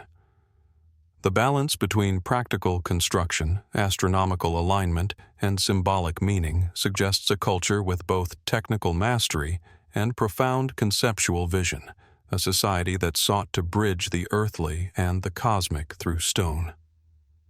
Standing in the midst of the stones today, under the expansive Wiltshire sky, one senses the deliberate care and ambition embedded in every placement. The monument's scale, precision, and relationship to the surrounding landscape are humbling, inviting reflection on the interplay between human creativity, social organization, and the desire to leave a lasting mark on the world. Each stone, each alignment, each concentric circle carries with it questions about knowledge, belief, and intention. Avebury Stone Circle endures not merely as an archaeological site, but as a testament to the vision and ingenuity of Neolithic communities. It challenges modern observers to consider not only the practical achievements of its builders, but the symbolic and spiritual frameworks that motivated them. How did they conceptualize space, time, and the cosmos? What rituals, knowledge, and cultural values guided their hands and minds? And, most intriguingly, what secrets remain hidden, encoded in stone, embedded in the landscape, or lost entirely to time, awaiting those who seek to uncover the enduring mysteries of Avebury? From the monumental concentric circles of Avebury, where Neolithic communities expressed cosmic understanding and social cohesion through stone, our journey now crosses the Mediterranean Sea to the rugged, sun-drenched landscapes of Sardinia. Amid the rolling plains and ancient hills of the northwestern region, near the modern town of Sassari, stands Monte Baranta, a structure that immediately arrests the eye, rising like a truncated pyramid or a colossal altar, stark against the horizon. Unlike the circular monuments of Wiltshire, Monte Baranta presents a strikingly different architectural form, a massive platform, carefully constructed from local basalt, with a ramp leading to its elevated summit. Its unusual design, solitary presence, and imposing scale have long inspired speculation and awe, challenging our understanding of prehistoric Mediterranean societies. Monte Baranta dates to the late Neolithic, roughly 4000 to 3000 BCE, making it contemporaneous with some of the earliest monumental constructions in Europe.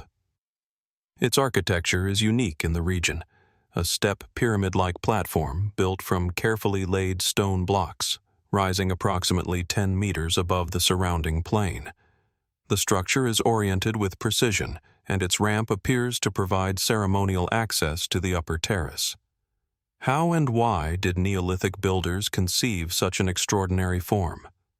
The design diverges sharply from the more typical megalithic tombs and dolmens found across Sardinia, suggesting a symbolic or ritualistic function rather than a purely funerary purpose.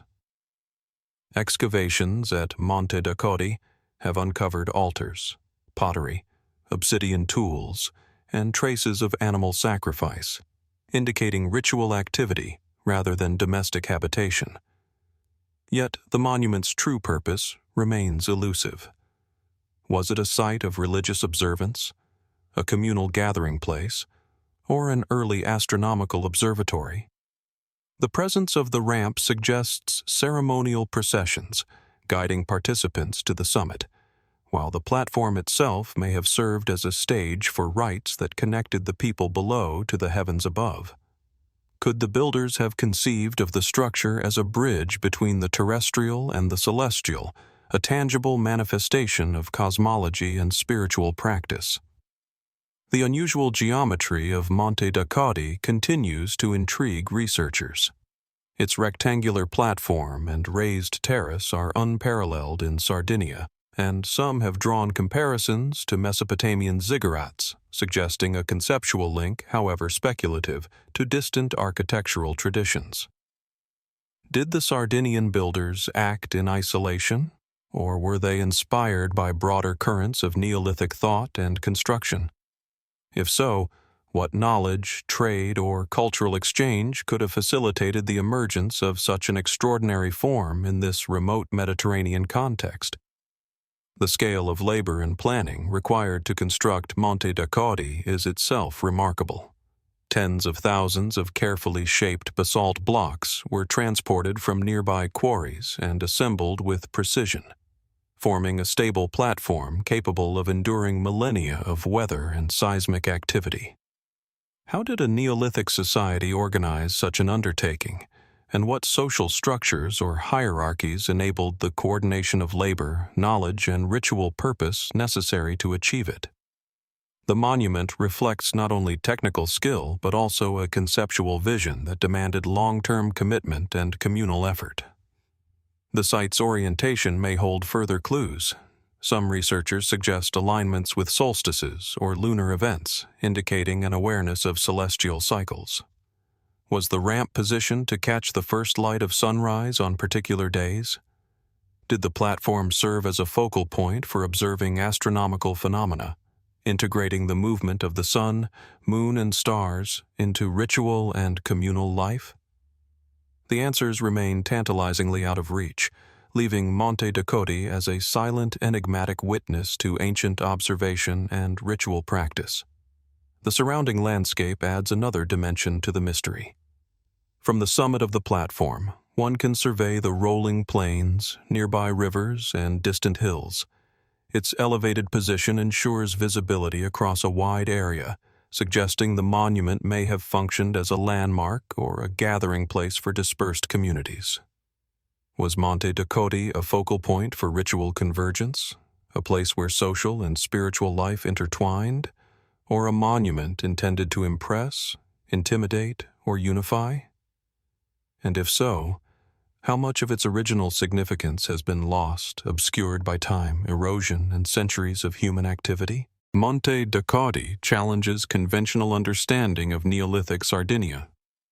Its form is neither a tomb nor a settlement, yet it embodies deliberate planning, monumental construction, and ritual significance.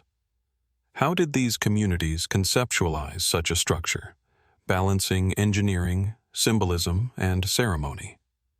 What beliefs or cosmologies guided their efforts, and how were these ideas encoded in stone, orientation, and spatial arrangement? The site's uniqueness, both in Sardinia and in the wider Mediterranean context, underscores the creativity, ambition, and cultural depth of its builders. Standing on the plains before Monte Baranta, the weight of human intention is palpable. The stones rise, massive and weathered yet enduring, while the ramp leads the eye and imagination upward, suggesting ascent, communion, or transcendence. The monument's design, scale, and precision invite reflection not only on technical achievement, but on the spiritual and intellectual life of a Neolithic community whose worldview, rituals, and knowledge are largely lost to us. What ceremonies took place here? What cosmic or symbolic principles informed its layout? And, most tantalizingly, what secrets, now buried beneath stone and soil, might still remain, awaiting discovery by those willing to explore with both curiosity and reverence? Monte Baranta endures as a silent enigma, a platform of stone that connects us to a people who sought meaning, order, and connection in their environment and beyond. Its monumental presence reminds us that human ingenuity, creativity, and spiritual aspiration are timeless. It asks us to consider not just how it was built, but why, and what knowledge, beliefs, and practices lie hidden in its shadow, waiting for the patient and perceptive to uncover even a fragment of its ancient mystery. And as the Mediterranean sun casts long shadows across the basalt blocks, Monte Baranta stands resolute, a testament to human vision, endurance, and the enduring questions that reach across millennia, compelling us to wonder what remains concealed within the stones and the landscape it commands. From the monumental platform of Monte Baranta in Sardinia, where Neolithic communities expressed vision, ritual, and cosmic alignment through a unique architectural form, our journey now moves eastward across the Mediterranean to the fertile plains of Anatolia. Here lies Çatalhöyük, one of the earliest known proto-urban settlements in human history, a sprawling Neolithic city that rises from the Konya plain of modern-day Turkey with an enigmatic presence. Unlike the monumental forms of Monte Baranta or the concentric circles of Avebury, Çatalhöyük presents a labyrinthine array of mud-brick dwellings, densely packed and interconnected, their flat roofs forming a continuous landscape that appears, from above, as a living mosaic of human occupation.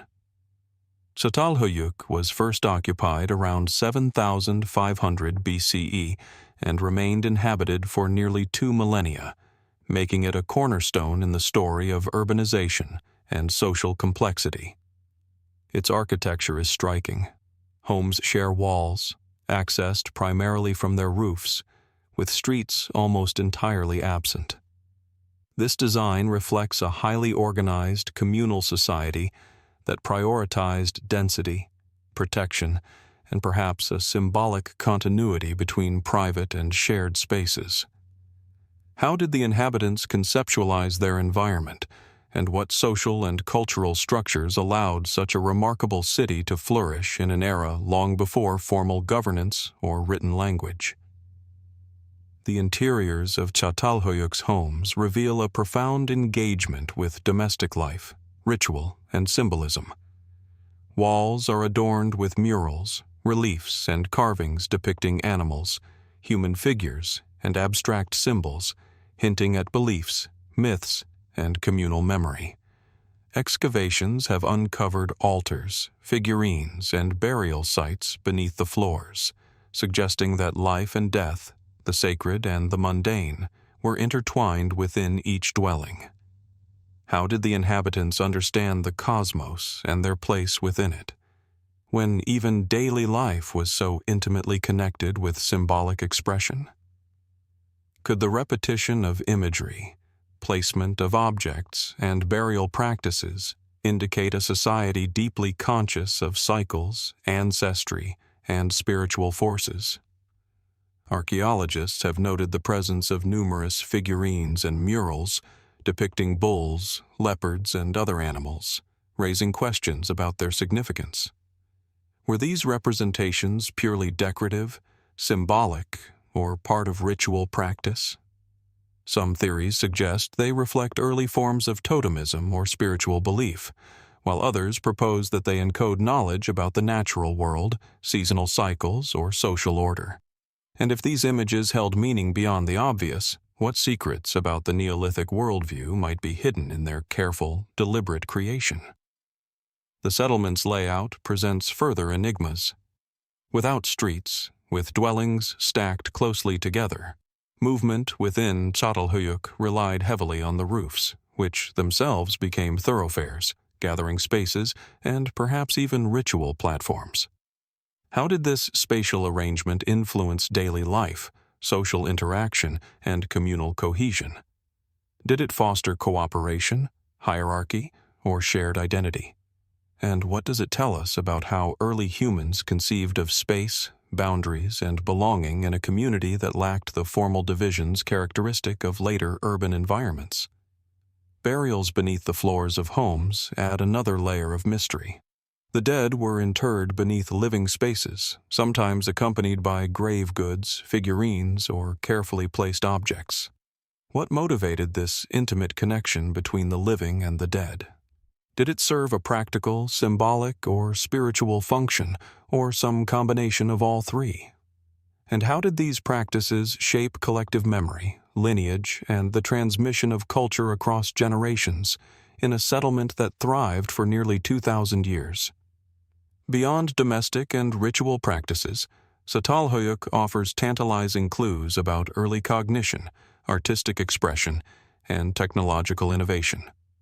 Obsidian tools, intricate pottery, and evidence of long-distance trade networks indicate a society with both technical skill and a sophisticated understanding of materials, resources, and social exchange.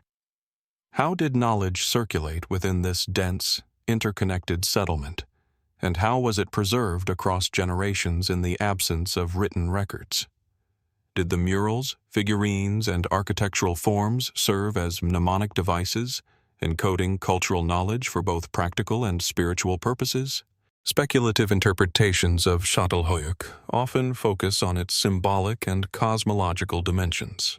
Some researchers suggest that the settlement functioned as a microcosm, with the arrangement of homes, roof spaces, and ritual sites reflecting the organization of the cosmos or social order.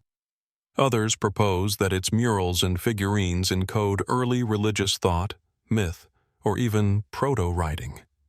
Yet, despite decades of study, much about Çatalhöyük remains unresolved. How did its inhabitants perceive time, the universe, and their place within it? What rituals, beliefs, and social practices guided their lives, and what knowledge has been lost beneath the mud brick walls and plastered floors of this ancient city.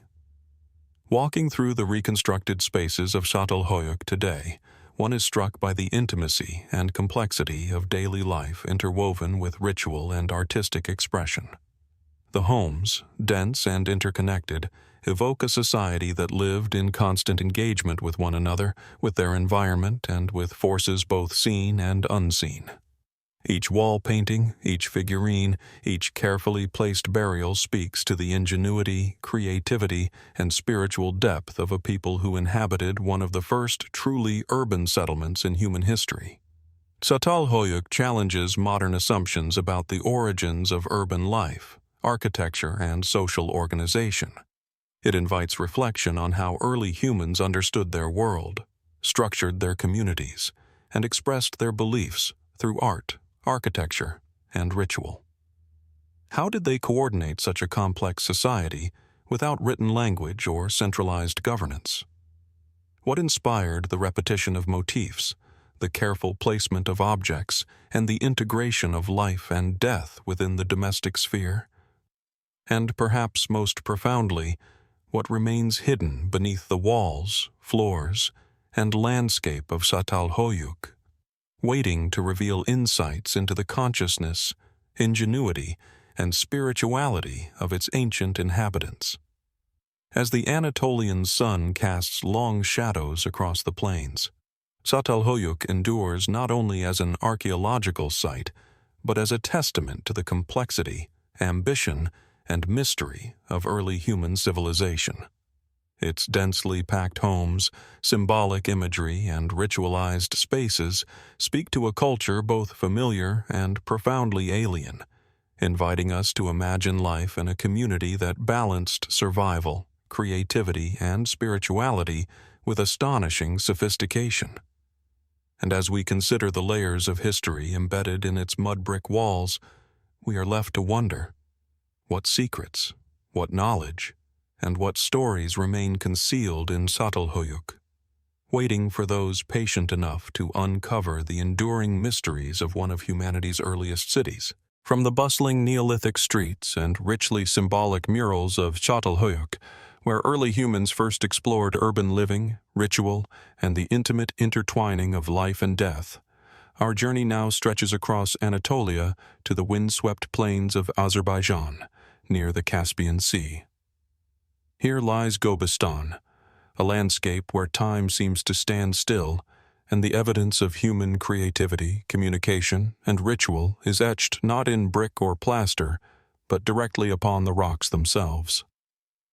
The Gobustan stone sites, a sprawling collection of petroglyphs, ancient dwellings, and ritual landscapes, present a record of human presence and expression spanning tens of thousands of years, offering a profound window into prehistoric life, yet resisting full understanding. Approaching Gobustan, one is immediately struck by the stark contrast between the jagged gray rock outcrops and the surrounding semi-arid plains. The terrain is rough, carved by millennia of wind and erosion, dotted with boulders and shallow caves, their surfaces covered with an astonishing array of engravings. These petroglyphs range from abstract symbols to detailed depictions of animals, hunting scenes, and human figures. The diversity of imagery and the sheer number of markings, estimated in the tens of thousands, speaks to a continuity of human occupation and cultural expression that spans from the Upper Paleolithic through the Bronze Age. But why here, in this seemingly inhospitable landscape, did humans choose to leave such a prolific record of themselves? The petroglyphs of Gobustan depict a remarkable variety of subjects. Herds of horses, goats, deer, and aurochs roam the rock surfaces, often captured in dynamic motion. Human figures, sometimes solitary, sometimes in groups, appear hunting, dancing, or engaging in ritual activity. Geometric motifs, spirals, and enigmatic abstract shapes punctuate the scenes, challenging modern observers to interpret their meaning. Were these carvings purely representational, documenting the natural world and daily life? Or were they symbolic, perhaps encoding spiritual, cosmological, or societal knowledge in a form we can barely comprehend today? The precision, scale, and density of these carvings suggest intention, yet their ultimate significance remains frustratingly elusive. Archaeological evidence indicates that Gobustan was not only a site of artistic expression, but also of habitation and ritual practice. Shallow caves and rock shelters reveal traces of hearths, stone tools, and fragments of pottery, pointing to sustained human presence. The arrangement of dwellings and the positioning of carvings suggest that certain areas were intentionally designated for ritual or communal activity, while others served more utilitarian purposes. How did these communities structure their lives around the rocky terrain? What role did the carvings themselves play in daily life? Were they teaching tools, ceremonial objects, or perhaps markers of territory or memory? One of the most intriguing aspects of Gobustan is the apparent attention to landscape and orientation. Many carvings are placed on elevated outcrops or in locations that interact with sunlight, shadow, and seasonal changes. Could the petroglyphs have functioned as early calendars, marking solstices, equinoxes, or the migrations of animals critical to survival? Did the creators of Gobustan observe celestial patterns, encoding their observations into stone as both practical guides and spiritual expression? And if so, what knowledge was preserved in these carvings, and how did it shape the social and ritual lives of the communities who produced them? Some of Gobustan's most enigmatic features are the so-called sacred rocks and circular arrangements of stones, which appear to have been used for ritual purposes. Certain petroglyphs are found in conjunction with these features, often depicting human figures in poses suggestive of worship or ceremonial activity. Does this indicate a proto-religious system, an early form of ancestor veneration, or a symbolic landscape designed to connect the community with unseen forces? The lack of written records leaves us to interpret meaning solely from context and analogy, raising as many questions as it answers. The longevity of human activity at Gobustan is itself a testament to adaptability and continuity. While much of the surrounding environment has shifted over millennia, the stone carvings remain remarkably preserved, offering a bridge across tens of thousands of years. The images invite observers to consider both the practical and spiritual concerns of prehistoric humans: hunting, survival, social cohesion, and the desire to express understanding of the world in lasting form. Yet, despite the volume of evidence, the full narrative remains incomplete. Who were the individuals behind these carvings, and how did their beliefs, knowledge, and social structures evolve over time? Speculative interpretations abound. Some suggest that Gobustan functioned as a ceremonial hub, a place where seasonal rituals and community gatherings were held. Others propose that it served as a teaching landscape, where stories, knowledge of animal behavior, and survival strategies were encoded in stone. Some of the geometric patterns and spirals hint at proto-mathematical or cosmological awareness, suggesting that these communities may have observed the heavens and sought to encode their findings symbolically. Yet, none of these theories fully account for the scope, precision, and repetition of the carvings. Could there have been lost systems of knowledge, ritual significance, or social memory embedded within the site that we can no longer decipher? The surrounding landscape amplifies the sense of mystery. From the elevated rock outcrops, one can see the plains stretching toward the Caspian Sea, interspersed with dry riverbeds and isolated hills. The location provides both strategic vantage points and a dramatic natural stage for ritual or observation. Was the choice of site purely practical, dictated by resource availability and defensibility, or was it deliberately selected for its symbolic resonance with the surrounding terrain and sky? The interplay between human agency and natural landscape at Gobustan remains a compelling puzzle. Walking among the petroglyphs, one is struck by their scale and detail.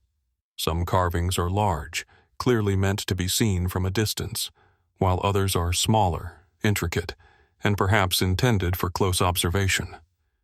This variation suggests a layered approach to communication and symbolism, where multiple levels of meaning could coexist: practical, spiritual, social, and possibly astronomical. What messages were intended for the community, for the individual, or even for generations yet to come? And how much of this encoded knowledge has been lost to erosion, human intervention, or the passing of time? Gobustan endures as both a record of human creativity and a profound enigma. The carvings, dwellings, and ritual landscapes collectively convey a society deeply engaged with its environment, yet they resist complete interpretation. How did these early inhabitants conceive of their world, the cycles of nature, and the spiritual dimensions of existence? What knowledge, memory, and ritual practices were embedded in the stones, and how were they transmitted across generations without writing? And, most compellingly, what mysteries still lie hidden in the unexamined rock faces, beneath soil and time, waiting to reveal the intentions, insights, and beliefs of a people whose lives and imaginations are etched eternally into stone?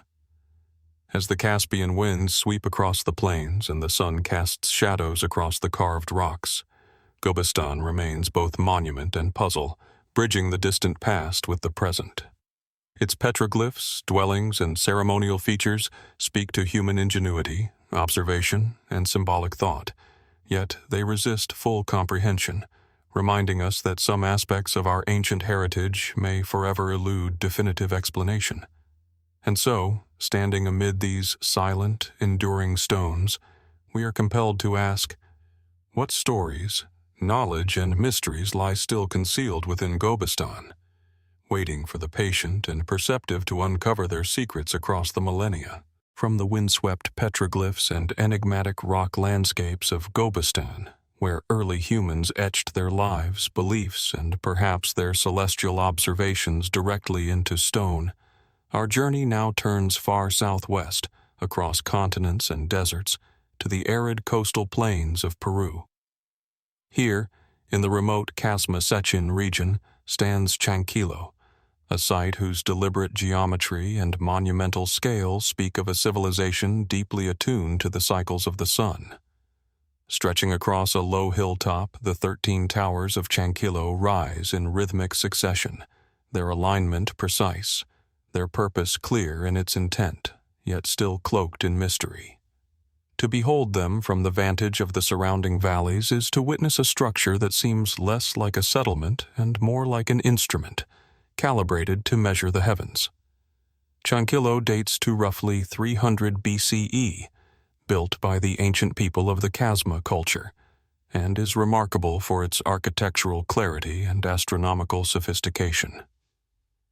The 13 towers, each constructed of stone and standing several meters high, are evenly spaced along a ridge stretching nearly 400 meters. From specific observation points on either side of the ridge, the sun appears to rise and set in alignment with different towers throughout the year.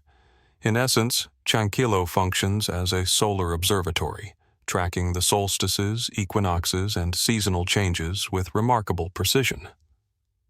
Yet, while the alignment seems almost undeniable, the broader context, why these precise measurements were required, and how they were integrated into social, ceremonial, or agricultural life, remains enigmatic. The surrounding landscape adds both drama and significance to the site. The low hills, narrow valleys, and open desert plains create a natural amphitheater where light, shadow, and topography interact with the towers to mark the passage of the sun with uncanny regularity.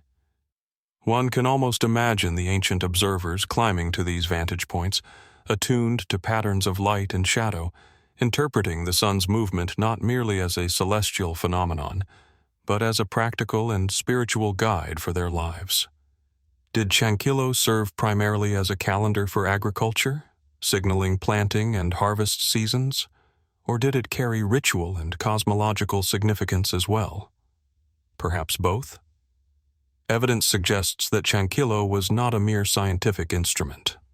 Surrounding structures, ceremonial platforms, and nearby settlements indicate a social and ritual dimension to the site. The towers themselves, carefully constructed and evenly spaced, reflect both technical skill and symbolic intent. Could the repetition of the towers, their precise rhythm across the ridge, have encoded cultural or spiritual meaning beyond practical solar tracking? And if so, what beliefs, stories, or knowledge were inscribed into this landscape, waiting to be read by those who approached it with both observation and ritual awareness? The sheer ingenuity required to construct Chankillo challenges assumptions about ancient technological and astronomical knowledge. Without modern instruments, ancient builders achieved a precision in alignment that rivals early observatories elsewhere in the world. How did they calculate angles, distances, and sightlines? How was this knowledge preserved, transmitted, and applied in a pre-literate society? The tower's design, combining monumental scale with subtlety in orientation, suggests a sophisticated understanding of both mathematics and observational astronomy. Yet the details of these methods are lost to history. Speculative interpretations abound, reflecting the layered complexity of the site. Some scholars propose that Chankillo functioned as a civic center for ceremonial gatherings, where the sun's movement was integrated into ritualized public life. Others suggest it was primarily an agricultural tool, a calendar etched in stone to coordinate the rhythms of planting and harvesting. Some even propose that the tower's visual repetition and ridgetop prominence may have served as territorial markers, or as a means of asserting social authority through control of celestial knowledge. Each theory, while plausible, leaves questions unanswered. What rituals accompanied these solar observations? And how did the people of Chankillo interpret the sun's cycles in relation to their world? The human experience of Chankillo must have been profound.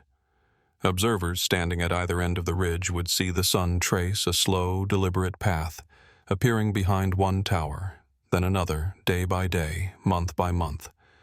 The alignment with solstices would have marked the extremes of the year, a predictable rhythm embedded in stone.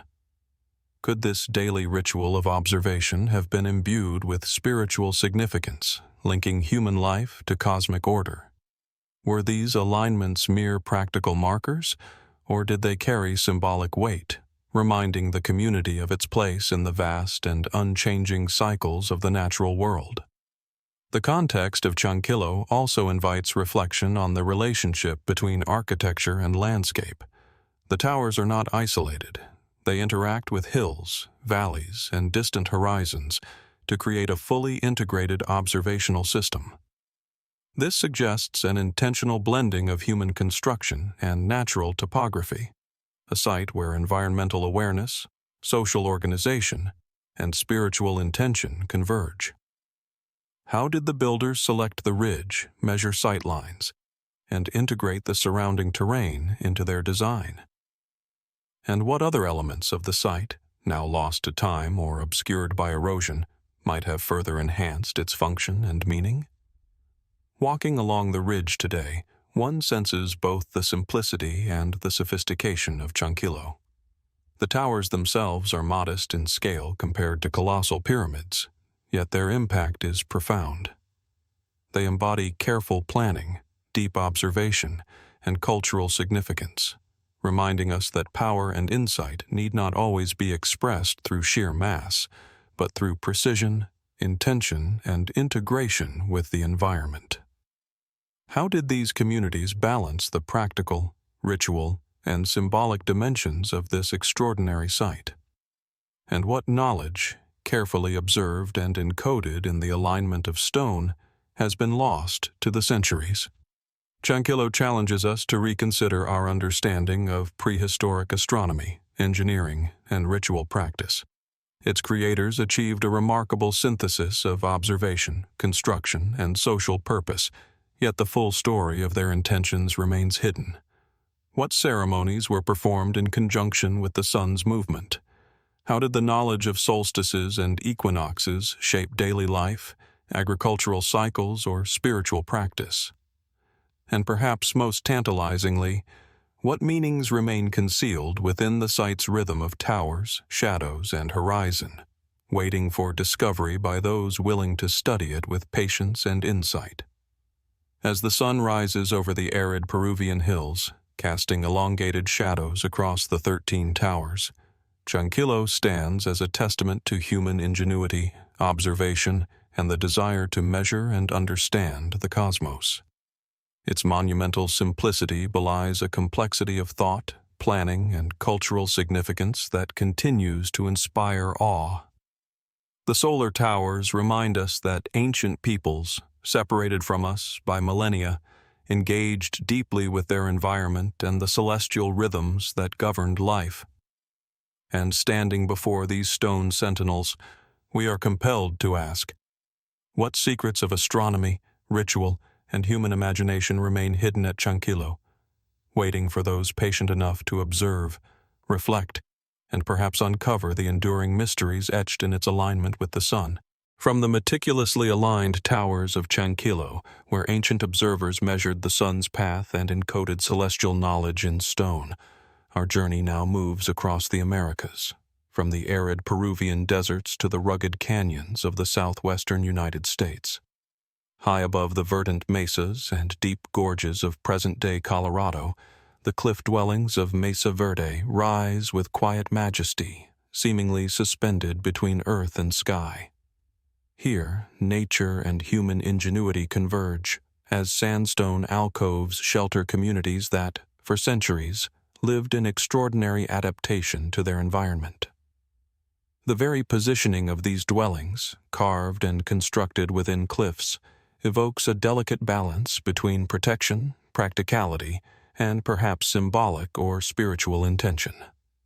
Mesa Verde, inhabited by the ancestral Puebloans from approximately 600 CE to 1300 CE, contains hundreds of cliff dwellings, villages, and ceremonial structures. Some of the most iconic, such as Cliff Palace and Spruce Tree House, showcase intricate stone masonry, multiple stories, and complex room layouts, all meticulously integrated into the alcoves of sheer cliffs. From a distance, the dwellings appear almost otherworldly, as if they emerged organically from the rock itself, blending architecture and geology in a seamless union. One cannot help but ask, why these cliffs? And what prompted a society to choose such perilous heights for their homes? Was it purely a defensive strategy, or did these dramatic settings serve a symbolic purpose, connecting the dwellings to the surrounding landscape, the sky, and perhaps the spiritual world? The engineering feats of the Mesa Verde inhabitants are remarkable. Each dwelling was constructed with carefully shaped sandstone blocks, bound by adobe mortar, forming structures capable of withstanding harsh winters, intense sun, and the erosion of centuries. Kivas, circular, subterranean ceremonial chambers, punctuate the settlements, revealing a society deeply invested in ritual, cosmology, and communal cohesion. The kivas often feature sipapus, small holes symbolizing the place of emergence in Pueblo cosmology, suggesting a symbolic orientation and alignment with spiritual belief. Could the positioning of kivas, rooms, and terraces have reflected celestial phenomena, seasonal changes, or ritual processions? And if so, how did the ancestral Puebloans transmit and preserve this knowledge across generations? The dwellings themselves vary dramatically in scale and complexity. Some alcoves house a handful of rooms, while others contain dozens, forming multi-story complexes with interconnecting stairways, ladders, and terraces. Certain structures seem to anticipate communal gathering, storage, or ceremonial functions, while others are intimate, domestic spaces. Archaeological evidence indicates sophisticated planning, as well as adaptations for heating, water collection, and storage of food and tools. How did the inhabitants balance practicality with symbolism, survival with ceremony, and individual spaces with communal ones? The intricate organization of space suggests not only technical skill, but a conceptual framework that integrated social, spiritual, and environmental dimensions. The choice of cliff alcoves presents another layer of intrigue. Situated hundreds of feet above the canyon floor, these dwellings are naturally defensible, yet their positions also provide expansive views of the surrounding landscape. From these heights, one can observe distant mesas, river valleys, and approaching weather systems. Were the locations selected purely for protection, or did they serve as observatories, integrating environmental and possibly astronomical observation into daily life? Could the positioning of structures, windows, and terraces align with solstices, equinoxes, or other celestial events, encoding time and cosmology into the very architecture of the settlement? Speculation about the symbolic or spiritual dimensions of Mesa Verde is compelling. The alignment of kivas, the orientation of rooms, and the careful placement of ceremonial artifacts suggest a society attentive to both physical and metaphysical landscapes. Could these cliff dwellings have functioned as sanctuaries, linking inhabitants to the sky, to ancestral spirits, or to forces they perceived as shaping the world? Were the dwellings a form of monumental communication, signaling social cohesion, ritual knowledge, or cosmological understanding to the community and to outsiders alike? While material evidence provides tantalizing hints, the full significance remains tantalizingly out of reach. Artifacts recovered from Mesa Verde shed further light on the complexity of its inhabitants. Pottery, woven textiles, stone tools, and ceremonial objects indicate an advanced knowledge of resources, trade, and craft. Symbolic carvings, painted murals, and effigies suggest a sophisticated artistic and spiritual culture. Yet, despite these insights, questions remain. How did these communities perceive the passage of time, the cycles of the sun and moon, and the patterns of the seasons? Were the cliff dwellings themselves instruments of observation, offering vantage points for aligning human activity with celestial events? Or did they serve primarily practical, defensive, and symbolic purposes? The sheer endurance of Mesa Verde speaks to human adaptability and foresight. The ancestral Puebloans thrived in an environment that demanded ingenuity, cooperation, and careful resource management. How did they maintain social cohesion, knowledge transmission, and cultural continuity in such a challenging landscape? What rituals, practices, or spiritual frameworks guided the placement of dwellings, kivas, and terraces within the cliffs? And what aspects of their knowledge and belief systems remain hidden, obscured by centuries of erosion, migration, and the silence of time? Walking through the remnants of Cliff Palace today, one senses a profound dialogue between human intention and natural formation. The stones, meticulously placed, echo with centuries of human presence, while the alcoves above and below frame the landscape in ways that suggest observation, reflection, and engagement with both the physical and spiritual worlds. Each kiva, each stairway, each carefully fitted block of sandstone embodies deliberate design and cultural purpose. The dwellings challenge modern observers to consider the cognitive and social complexity of societies that lived in close harmony with their environment, where survival, ritual, and observation were inseparable. Speculative interpretations abound, ranging from practical theories, defensive settlement, resource management, and astronomical observation, to more symbolic readings that consider ritual, cosmology, and social hierarchy.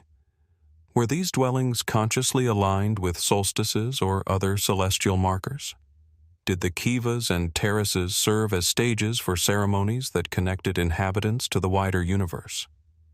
And could there be hidden meanings encoded in the placement, scale, and orientation of dwellings that we have yet to comprehend?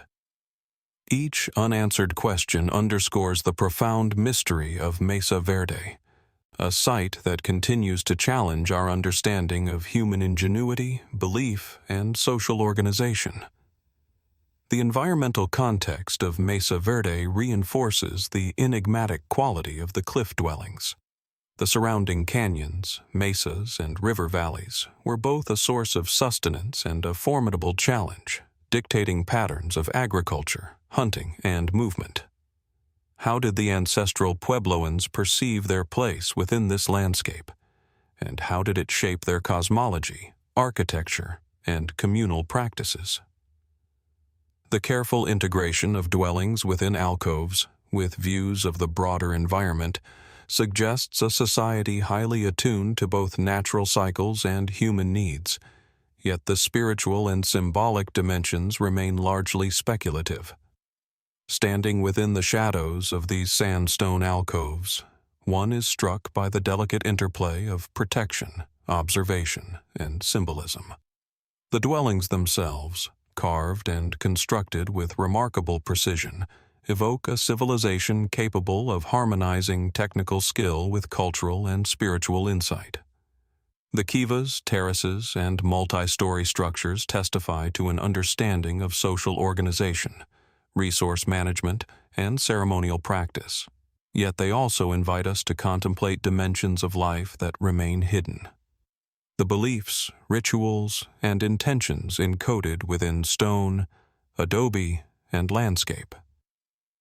Mesa Verde endures as a monumental record of human ingenuity, adaptability, and mystery.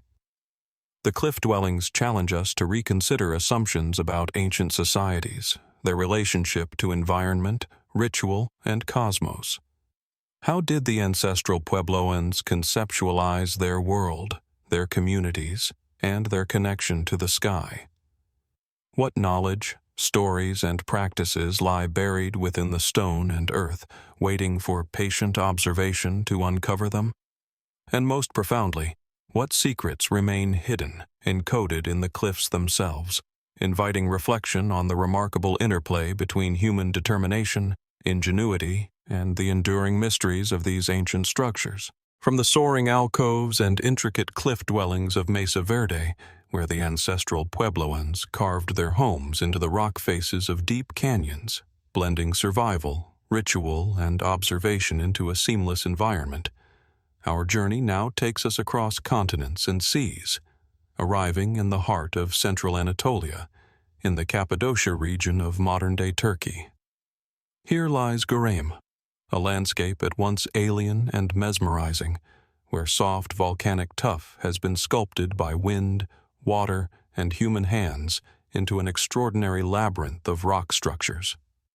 Towering fairy chimneys, cave dwellings, hidden churches, and intricate monasteries rise from the valleys, forming a place where natural formation and human ingenuity merge into a singular, enigmatic panorama. Göreme's rock structures are the product of both geology and human ambition. Over millennia, eruptions from nearby volcanic peaks blanketed the region with layers of ash, which solidified into soft tuff. Erosion gradually carved the landscape into cones, pillars, and towers, but it was the human inhabitants who truly transformed the terrain. By carving into the soft stone, they created homes, chapels, storage spaces, and monastic complexes, establishing one of the most extensive and enduring examples of subterranean and semi-subterranean habitation in the world. But the question arises, why did these communities choose to inhabit and manipulate such a strange and seemingly inhospitable environment? Was it practical necessity, defensive strategy, spiritual intention, or some combination of all three?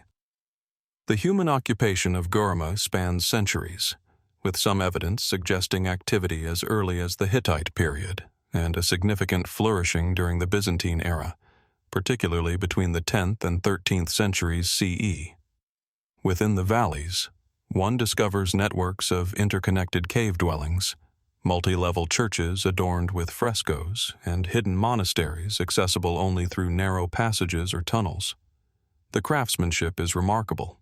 Soft tuff allowed detailed carving while maintaining structural integrity, enabling the creation of spaces both functional and artistically expressive. How did the inhabitants conceptualize such a transformation of the landscape, turning natural pillars and cliffs into a living, sacred, and socially organized environment?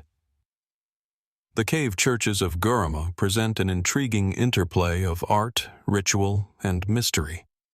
Frescoes depicting saints, biblical narratives, and symbolic motifs adorn walls and ceilings, often in locations accessible only by ladders or narrow stairways. Some chambers are equipped with sophisticated acoustics, amplifying chant and prayer, while others contain hidden niches, suggesting secret or esoteric practices. Could the positioning and orientation of these sacred spaces have been guided by spiritual principles, celestial observation, or ritual necessity? And what knowledge of geometry, light, and material properties did these ancient builders possess, allowing them to carve structures that functioned effectively for both communal and ceremonial purposes? Beyond the practical and spiritual considerations, the broader landscape of Göreme hints at a complex symbolic or cosmological awareness. Valleys, peaks, and formations are interconnected through sightlines, pathways, and alignment with prominent natural features. Some researchers speculate that the placement of dwellings, churches, and monastic complexes may have corresponded with the rising or setting sun, celestial events, or seasonal changes, integrating observation of the heavens into daily and ritual life. Did these communities perceive a relationship between the natural world, the celestial sphere, and human society that guided both their architecture and spiritual practices? If so, how was such knowledge preserved and transmitted in an era without formal written records beyond inscriptions and symbolic imagery? The social organization implied by Göreme's architecture is equally compelling. The dense clustering of dwellings, the hidden tunnels connecting remote chapels, and the expansive monastic complexes suggest not only sophisticated planning but also a community highly attuned to defense, cooperation, and secrecy. Was this configuration purely pragmatic, intended to protect inhabitants from external threats, or did it serve ritual and spiritual functions as well? Perhaps it reflected hierarchies, communal cohesion, or spiritual pilgrimage, creating a landscape designed to foster both security and transcendence. How did these communities negotiate the interplay between daily life, spiritual observance, and environmental adaptation within such a unique and challenging topography? Göreme also raises intriguing questions regarding the use of subterranean and semi-subterranean spaces. Some chambers are cut deep into the earth, with ventilation shafts, stairways, and storage areas suggesting careful attention to climate, air circulation, and preservation of food or sacred objects. Others are elevated, perched on pillars or within isolated chimneys, seemingly intended for observation, ritual, or symbolic prominence. Did these architectural choices convey spiritual, social, or astronomical information? Were they designed to encode knowledge, communicate hierarchy, or link human activity with the cycles of nature and the cosmos? The answers remain elusive, buried within stone and layered over centuries of human habitation. Art within Göreme amplifies the enigma. Frescoes, carved reliefs, and painted symbols populate walls and ceilings, depicting not only religious narratives but potentially coded knowledge, ceremonial patterns, or social memory. Some motifs recur across multiple structures, while others appear in isolation, prompting speculation about their meaning. Were these images purely didactic, meant to convey spiritual stories and moral lessons? Or did they encode a deeper, esoteric system of knowledge, comprehensible only to initiates or particular social groups? And how did the visual language interact with the physical architecture, light, and positioning of each chamber to create a holistic, immersive experience? The enduring mystery of Göreme lies not only in its architectural and artistic achievements, but in the questions it raises about human cognition, spirituality, and environmental adaptation. How did communities maintain such complex, multi-generational construction projects in relatively isolated valleys? What organizational, technological, and social systems allowed for the creation and maintenance of interconnected dwellings, churches, and monastic complexes across the undulating landscape? And how did their relationship with the land, the cliffs, and the skies shape both practical survival and spiritual vision? The landscape itself seems to speak. Sunlight streaming across valleys at dawn and dusk casts dynamic shadows on the fairy chimneys, illuminating hidden chambers and frescoes in ways that suggest an intimate awareness of light and temporal cycles. Could these natural and constructed interactions have been part of intentional ritual practice, marking seasons, celestial events, or spiritual observances? And if so, how much of this subtle knowledge is lost to modern observers, obscured by centuries of erosion, human intervention, or fading oral tradition? Exploring Göreme today, one encounters both the tangible and the ineffable. The sheer cliffs, carved dwellings, and hidden churches convey human ingenuity, artistic sensibility, and spiritual devotion. Yet the broader meaning, the full scope of social, ritual, and cosmological intent remains tantalizingly out of reach. The site challenges us to consider human interaction with environment, material, and celestial forces, suggesting that even in the apparent simplicity of rock and stone, there lies a profound, layered intelligence and symbolic awareness. Göreme compels reflection on the universality of human creativity and the desire to merge the practical with the spiritual. Its dwellings and sanctuaries testify to resilience, adaptation, and a vision of life intricately connected with landscape and sky. How did the inhabitants perceive their role in the cosmos, their relationship to ancestors, or their connection with unseen forces? What meanings were intentionally encoded in the position of dwellings, the orientation of churches, and the interplay of light and shadow? And what remains hidden in chambers yet unexplored, in frescoes whose symbolism is partially lost, or in the very stones themselves? Standing among the fairy chimneys, looking across valleys where wind and time have sculpted both stone and human legacy, one senses the profound mystery of Göreme. The rock structures are at once protective and revealing, mundane and sacred, enduring yet elusive. They ask questions rather than provide answers, inviting us to contemplate human ingenuity, environmental adaptation, and spiritual vision. As sunlight shifts across the tuff and shadows lengthen in the valleys, we are left to wonder, what secrets, what stories, and what knowledge remain concealed within the rock-cut dwellings, churches, and monasteries of Göreme, waiting to reveal themselves to those willing to observe patiently and imagine deeply. From the sculpted valleys and hidden churches of Göreme, where human hands transformed soft volcanic rock into dwellings and sacred spaces, our journey now moves farther south, deep into the Andean highlands of Peru. Amid the misty plains and river valleys, perched over fertile landscapes shaped by millennia of rainfall and erosion, lies the Kotosh religious complex, a site that predates the great civilizations of the Andes and offers a rare glimpse into some of the earliest ceremonial practices in the Americas. Here, stone, earth, and human intention converge to form a place of ritual significance, where the imprint of early human spirituality has endured, silent yet profoundly compelling, for nearly 5 millennia.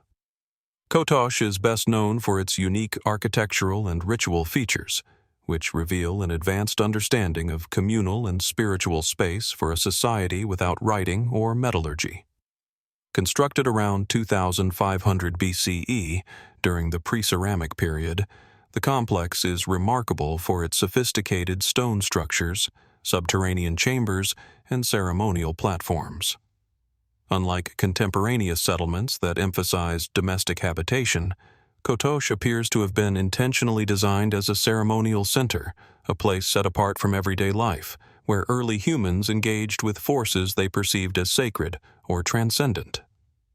What motivated these communities to invest such effort and ingenuity into a site devoted not to shelter or commerce, but to ritual and spiritual expression? Approaching Kotosh, the visitor is struck by the layering of human occupation. Archaeologists have identified successive phases of construction, each building upon the foundations of the previous, reflecting continuity of purpose across centuries.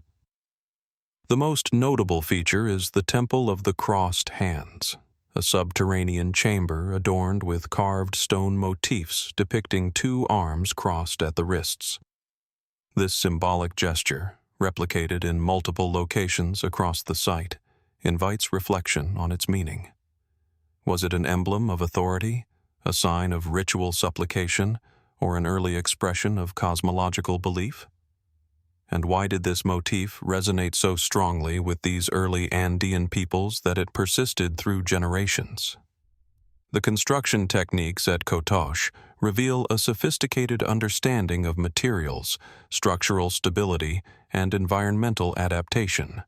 Walls were crafted from carefully fitted stones, stabilized with clay and earth, while floors often included plastered surfaces, providing both durability and a clean surface for ritual activity. Subterranean chambers suggest knowledge of ventilation, acoustics, and climate control, allowing ceremonies to be conducted in relative comfort and isolation. How did these preceramic societies develop such architectural insight without the technological tools we might assume necessary? And how did they coordinate the labor, knowledge, and social organization required to construct and maintain such an enduring ceremonial complex? The ritual spaces themselves are enigmatic. Archaeological evidence suggests that offerings, pottery, and other ceremonial objects were deposited within the chambers, sometimes intentionally broken or arranged in symbolic patterns. Human and animal remains have also been found, hinting at mortuary practices or sacrificial rites. The combination of architecture, artifacts, and symbolic carvings suggests a community deeply invested in ritualized behavior, possibly linked to seasonal cycles, agricultural patterns, or cosmological observation. Yet the absence of written records leaves the interpretation largely speculative. How did the people of Kotosh perceive the forces they engaged with in these spaces, and what beliefs or narratives guided their ceremonial practices? The recurring motif of crossed hands, carved into stone throughout the complex, remains one of Kotosh's most compelling mysteries. This symbol appears in the Temple of the Crossed Hands, on pottery fragments, and in other ceremonial contexts. Some scholars interpret it as a gesture of reverence, submission, or prayer, while others suggest it may signify the union of opposing forces, a marker of social hierarchy, or a cosmological principle. The repeated appearance of this motif implies shared cultural or spiritual knowledge, but its precise meaning is lost to time. Could it represent an early attempt to codify moral, spiritual, or societal values in a visual language, understandable to those initiated in the culture? The subterranean chambers themselves raise further questions.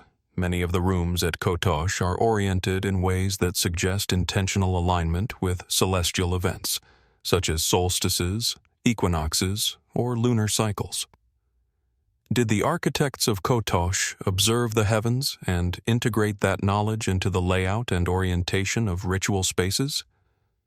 Were the ceremonies conducted in these chambers synchronized with astronomical phenomena, marking the passage of time, seasonal cycles, or agricultural rhythms?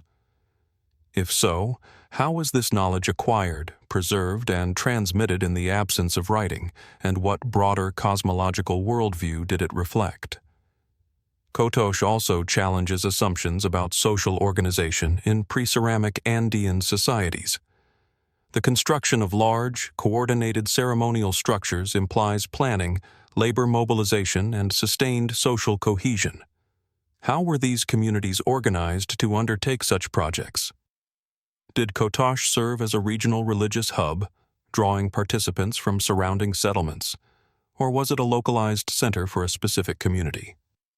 And how did its role as a sacred space influence social hierarchy, power dynamics, and cultural continuity? The archaeological record offers tantalizing hints, but leaves much to interpretation. Artifacts found at Kotosh provide further insight into the spiritual and symbolic life of its inhabitants. Ceramic vessels, often intentionally placed within chambers, bear motifs that echo the crossed hands and other enigmatic symbols. Stone figurines and offerings suggest a complex ritual economy where material objects served as conduits of meaning, mediation between human and spiritual worlds, or markers of social and ceremonial identity. Yet, as with the architecture and symbols, the full intent behind these artifacts remains elusive. What stories, beliefs, or rituals did they encode, and how were they experienced by participants in the ceremonies? The layering of construction at Kotosh is particularly revealing. Successive generations appear to have maintained the same ritual sites, carefully preserving motifs, chambers, and spatial orientations while adding new features. This continuity suggests not only reverence for tradition, but also the persistence of specific knowledge and practice across centuries. How did these early Andean societies achieve cultural continuity, maintaining both physical structures and spiritual practice without formal writing? And what does this continuity tell us about the human capacity for memory, ritual, and symbolic thought in deep prehistory? Speculative interpretations of Kotosh abound. Some propose that it functioned primarily as a mortuary and ritual site, integrating life, death, and cosmic order in a sacred landscape. Others suggest it may have been a center for early astronomical observation, a proto-calendar encoding the passage of seasons and celestial phenomena. Yet another possibility is that Kotosh served as a place of initiation, where individuals or groups engaged with symbolic gestures, sacred spaces, and ceremonial acts to achieve social, spiritual, or personal transformation. Each theory provides valuable perspective, yet none fully accounts for the richness and complexity of the site. Walking through the chambers and ceremonial platforms of Kotosh, one is struck by the interplay of human intention and natural landscape. The stone, earth, and carefully shaped spaces suggest both pragmatism and symbolic sophistication. The crossed hands motif, the alignment of rooms, and the layering of successive structures convey deliberate thought, continuity, and attention to cosmic or spiritual principles. What cognitive frameworks allowed these communities to envision, construct, and maintain such a complex ceremonial landscape? How did they conceive of their relationship to the divine, the cosmos, and the ancestral past? Kotosh endures as both a tangible and enigmatic record of early human culture. Its architecture, symbols, and ceremonial artifacts reflect a society capable of sophisticated spatial reasoning, symbolic thought, and ritualized practice. Yet the precise meanings and beliefs remain tantalizingly out of reach. What secrets lie hidden in the subterranean chambers, beneath layers of earth and stone, waiting to reveal themselves through careful observation, interpretation, and perhaps intuition? And most profoundly, what can Kotosh teach us about the origins of ritual, spiritual practice, and the human desire to leave enduring marks on the landscape, bridging the gap between earth and sky, past and present? As the Andean sun rises over the valleys surrounding Kotosh, casting shadows that trace the contours of its ancient walls, we are reminded that some of humanity's earliest attempts to understand the sacred, the cosmos, and the cycles of life remain shrouded in mystery.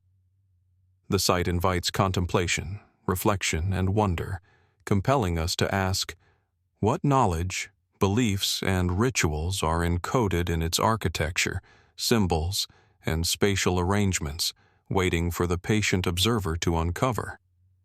And how much of human ingenuity, spiritual vision, and ceremonial sophistication from 5,000 years ago still lies hidden, beyond our ability to fully comprehend, at the Kotosh religious complex.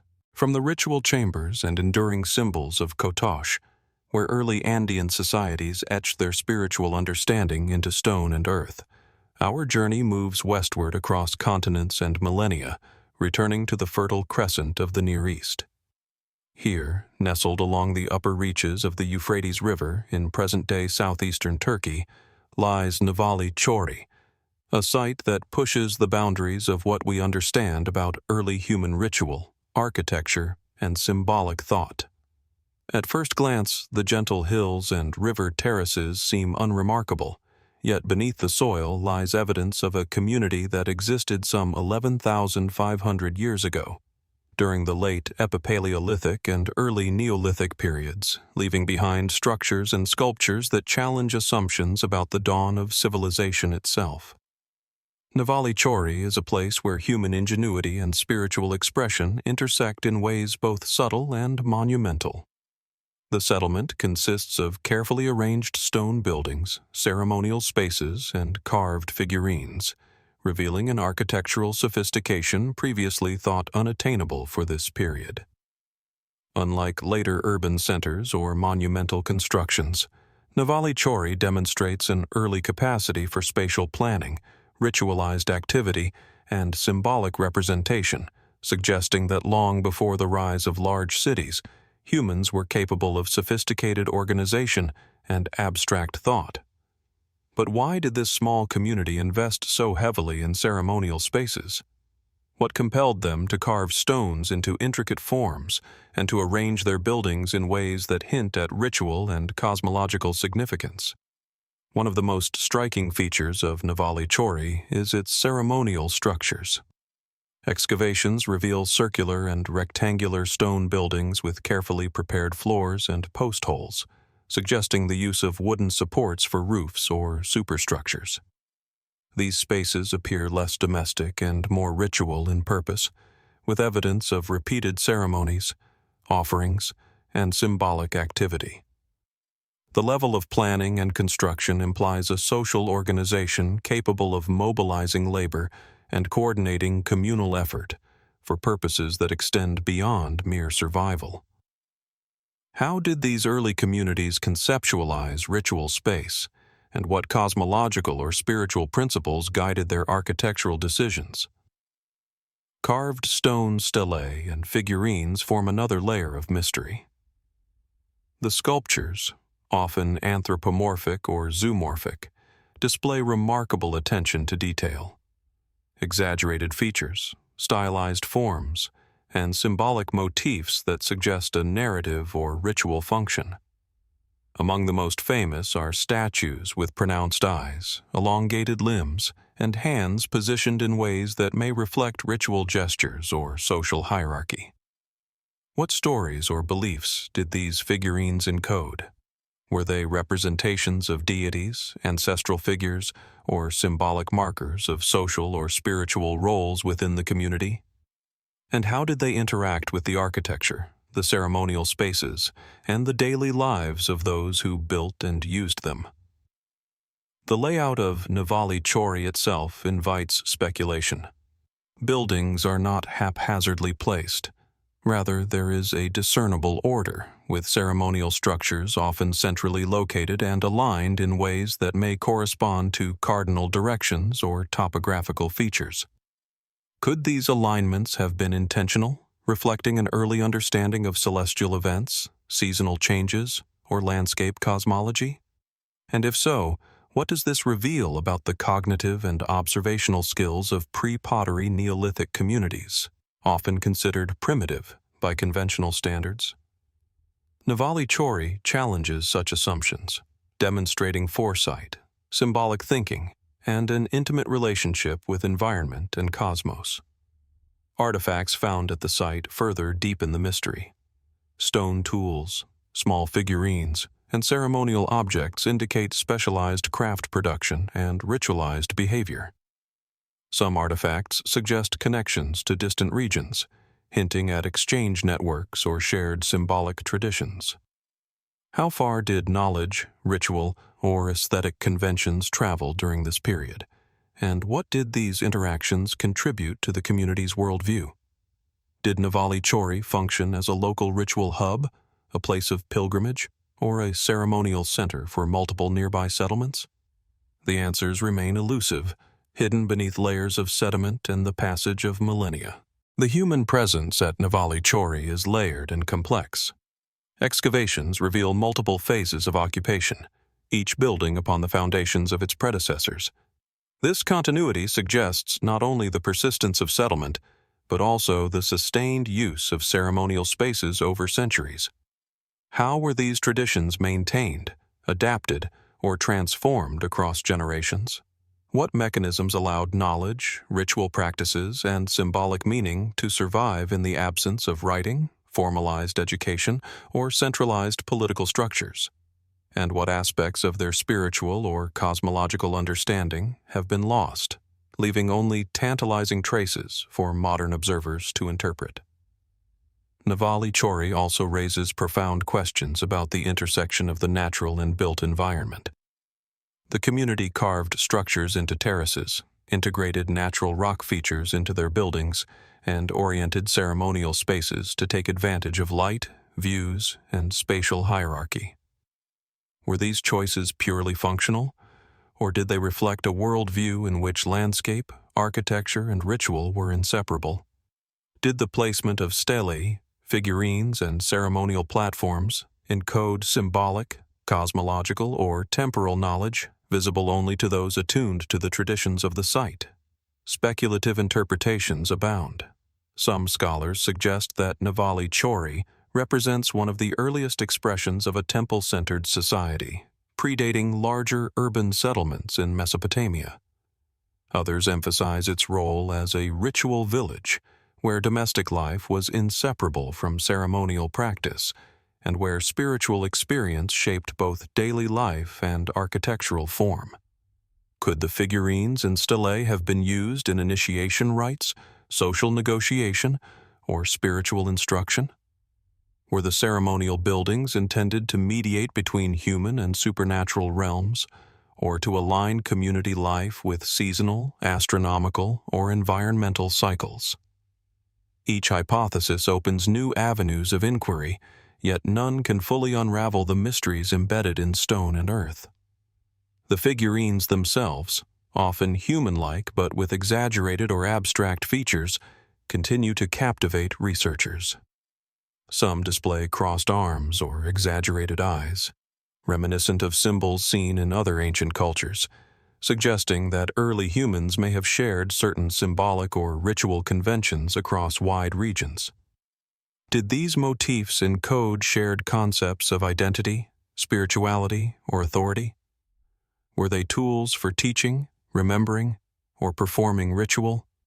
Or did they serve as mediators between the material and spiritual worlds?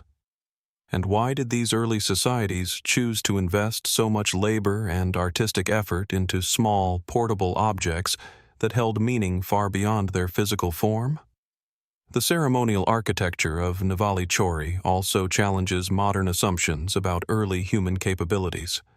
Circular and rectangular buildings are carefully proportioned, floors are smoothed and sometimes plastered, and post holes indicate knowledge of structural engineering.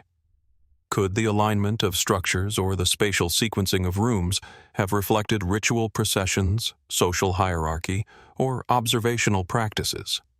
And if so, what does this tell us about the cognitive, social, and spiritual sophistication of communities living more than 11,000 years ago?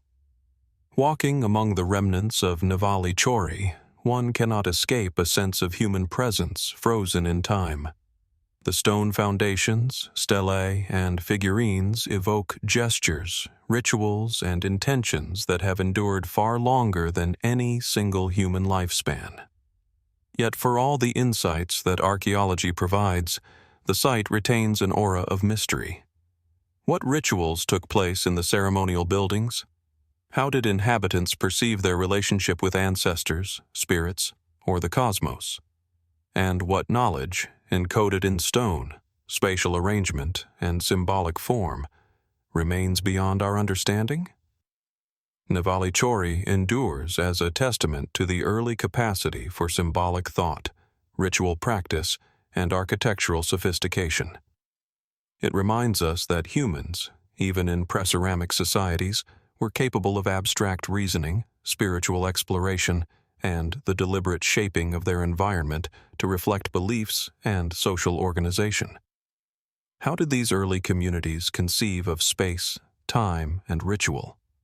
What meanings lay behind the carved stelae, the arranged figurines, and the alignment of ceremonial structures?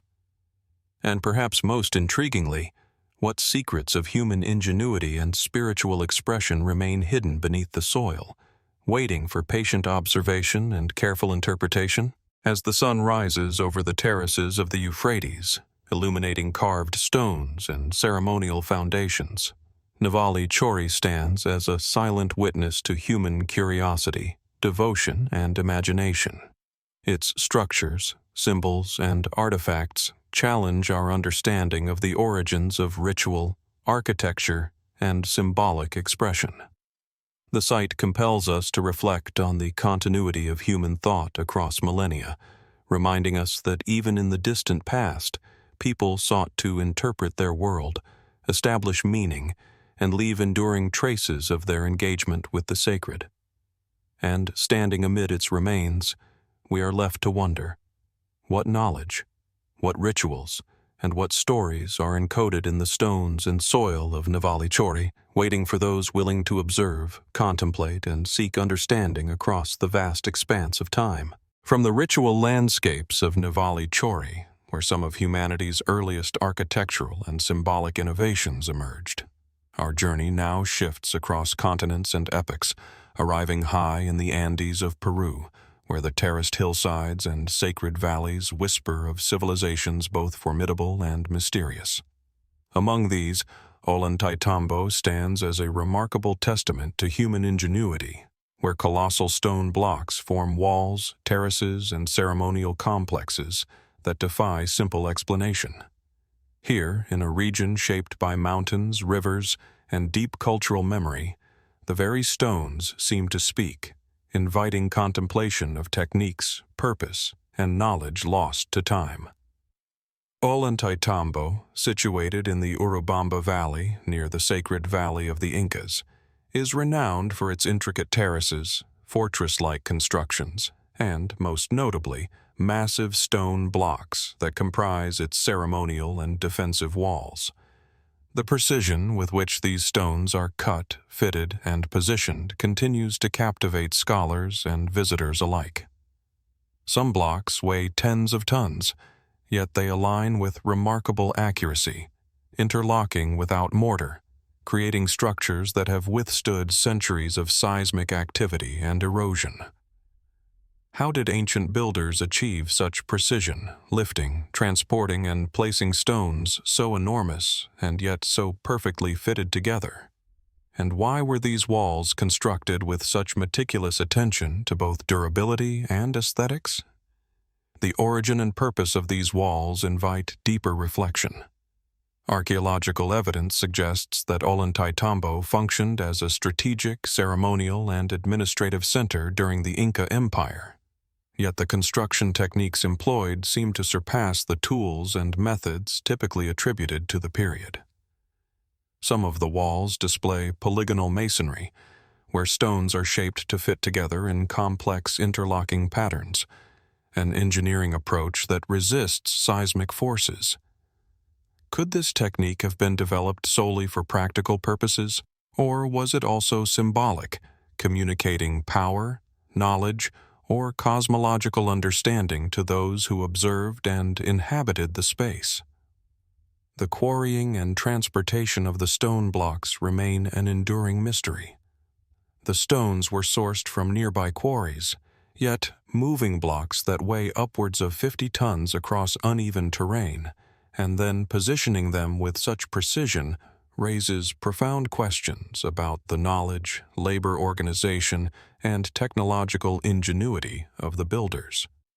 How were the forces of leverage, manpower, and ingenuity combined to achieve this monumental feat? Did the builders possess tools, techniques, or lost knowledge that allowed them to manipulate stone in ways modern engineers still find astonishing? And what social or ritual imperatives motivated such immense effort, suggesting that these walls were more than mere fortifications? They were statements of cultural, spiritual, and political significance. Beyond their physical presence, the walls of Ollantaytambo carry a sense of deliberate design and symbolism. The orientation of terraces and ceremonial platforms often aligns with mountain peaks, rivers, and cardinal directions, reflecting a sophisticated understanding of landscape and possibly cosmology. Could the placement of walls and terraces have encoded astronomical knowledge, seasonal cycles, or spiritual principles into the very fabric of the construction? And if so, how did this integration of environment, architecture, and ritual practice shape the lives and beliefs of those who inhabited the site? The craftsmanship of the walls is particularly striking. Stones are shaped with polygonal precision, their edges and faces fitting together without gaps, creating an interlocking stability that has withstood earthquakes for centuries. Small, perfectly carved indentations and protrusions suggest careful planning, perhaps to facilitate lifting or to provide symbolic resonance. Could the precision of these interlocking stones have been intended not only for structural resilience, but also for spiritual or symbolic purposes, conveying messages about order, harmony, or cosmological principles? And how was this technical knowledge developed, transmitted, and preserved across generations without formalized education or written records? The relationship between the walls and their surrounding landscape deepens the mystery. Many terraces and stone platforms appear to frame views of surrounding peaks, rivers, and valleys, suggesting intentional alignment with natural features. Some researchers posit that these alignments could reflect astronomical observation, sacred geometry, or spiritual orientation. Were the walls of Ollantaytambo a means to connect human activity with celestial cycles, mountain deities, or natural energies? And if so, what ritual or social frameworks guided the construction, use, and ongoing maintenance of these monumental forms? Historical accounts and modern studies suggest that Ollantaytambo was both a living settlement and a ceremonial center. The fusion of domestic, defensive, and sacred spaces within the same complex points to a sophisticated social organization capable of managing labor, knowledge, and ritual simultaneously. How did the community coordinate construction, maintain terraces and walls, and ensure the survival of knowledge about monumental masonry techniques across generations? And what rituals, ceremonies, or social practices were conducted within the shadow of these colossal stones, connecting the physical, spiritual, and political dimensions of daily life? Speculative theories have also emerged, inviting us to consider alternative explanations for the construction techniques observed at Ollantaytambo. Some suggest that the polygonal masonry and precise placement of massive stones indicate lost or forgotten methods of stone manipulation, possibly including advanced leverage systems, friction reduction techniques, or even tools unknown to modern archaeology.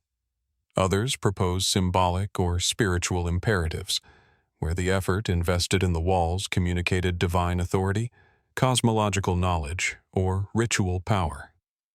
While evidence supports practical engineering and ceremonial purposes, the interplay of skill, symbolism, and possibly esoteric knowledge remains deeply enigmatic. The walls themselves seem to carry a voice across time. Each interlocking stone, polished surface, and carefully positioned block reflects deliberate human intention, yet the precise methods and meanings remain elusive. How did ancient builders conceive of space, structure, and landscape to such extraordinary effect? Did they perceive a connection between the stones, the mountains, and the heavens that guided their choices, embedding knowledge of geometry, stability, and cosmology into the very fabric of the walls? And how much of this knowledge has been lost to time, leaving only the enduring mystery of perfectly fitted stones as a testament to human ingenuity? Walking through Ollantaytambo today, one cannot escape the sense of awe inspired by the scale and precision of the walls. Their resilience against centuries of earthquakes, weathering, and human activity speaks not only to technical skill, but also to careful observation, planning, and adaptation. The terraces above and below the walls form a landscape that is both practical and symbolic, integrating agriculture, settlement, and ritual spaces into a cohesive whole. How did these functions coexist in harmony, and what insights can the design of Ollantaytambo provide about Inca knowledge of engineering, agriculture, and spirituality? Artifacts and structures at Ollantaytambo hint at ceremonial practice interwoven with daily life. Certain terraces and platforms may have served as stages for ritual, processions, or offerings, while others likely facilitated defense or agriculture. Could the walls themselves, massive and enduring, have functioned as a symbolic backdrop for ritual, marking power, cosmic order, or community identity? And what role did observation of the landscape, the mountains, or the sky play in shaping the architectural and ceremonial choices of the builders? The mysteries of Ollantaytambo extend beyond construction techniques and symbolic alignment.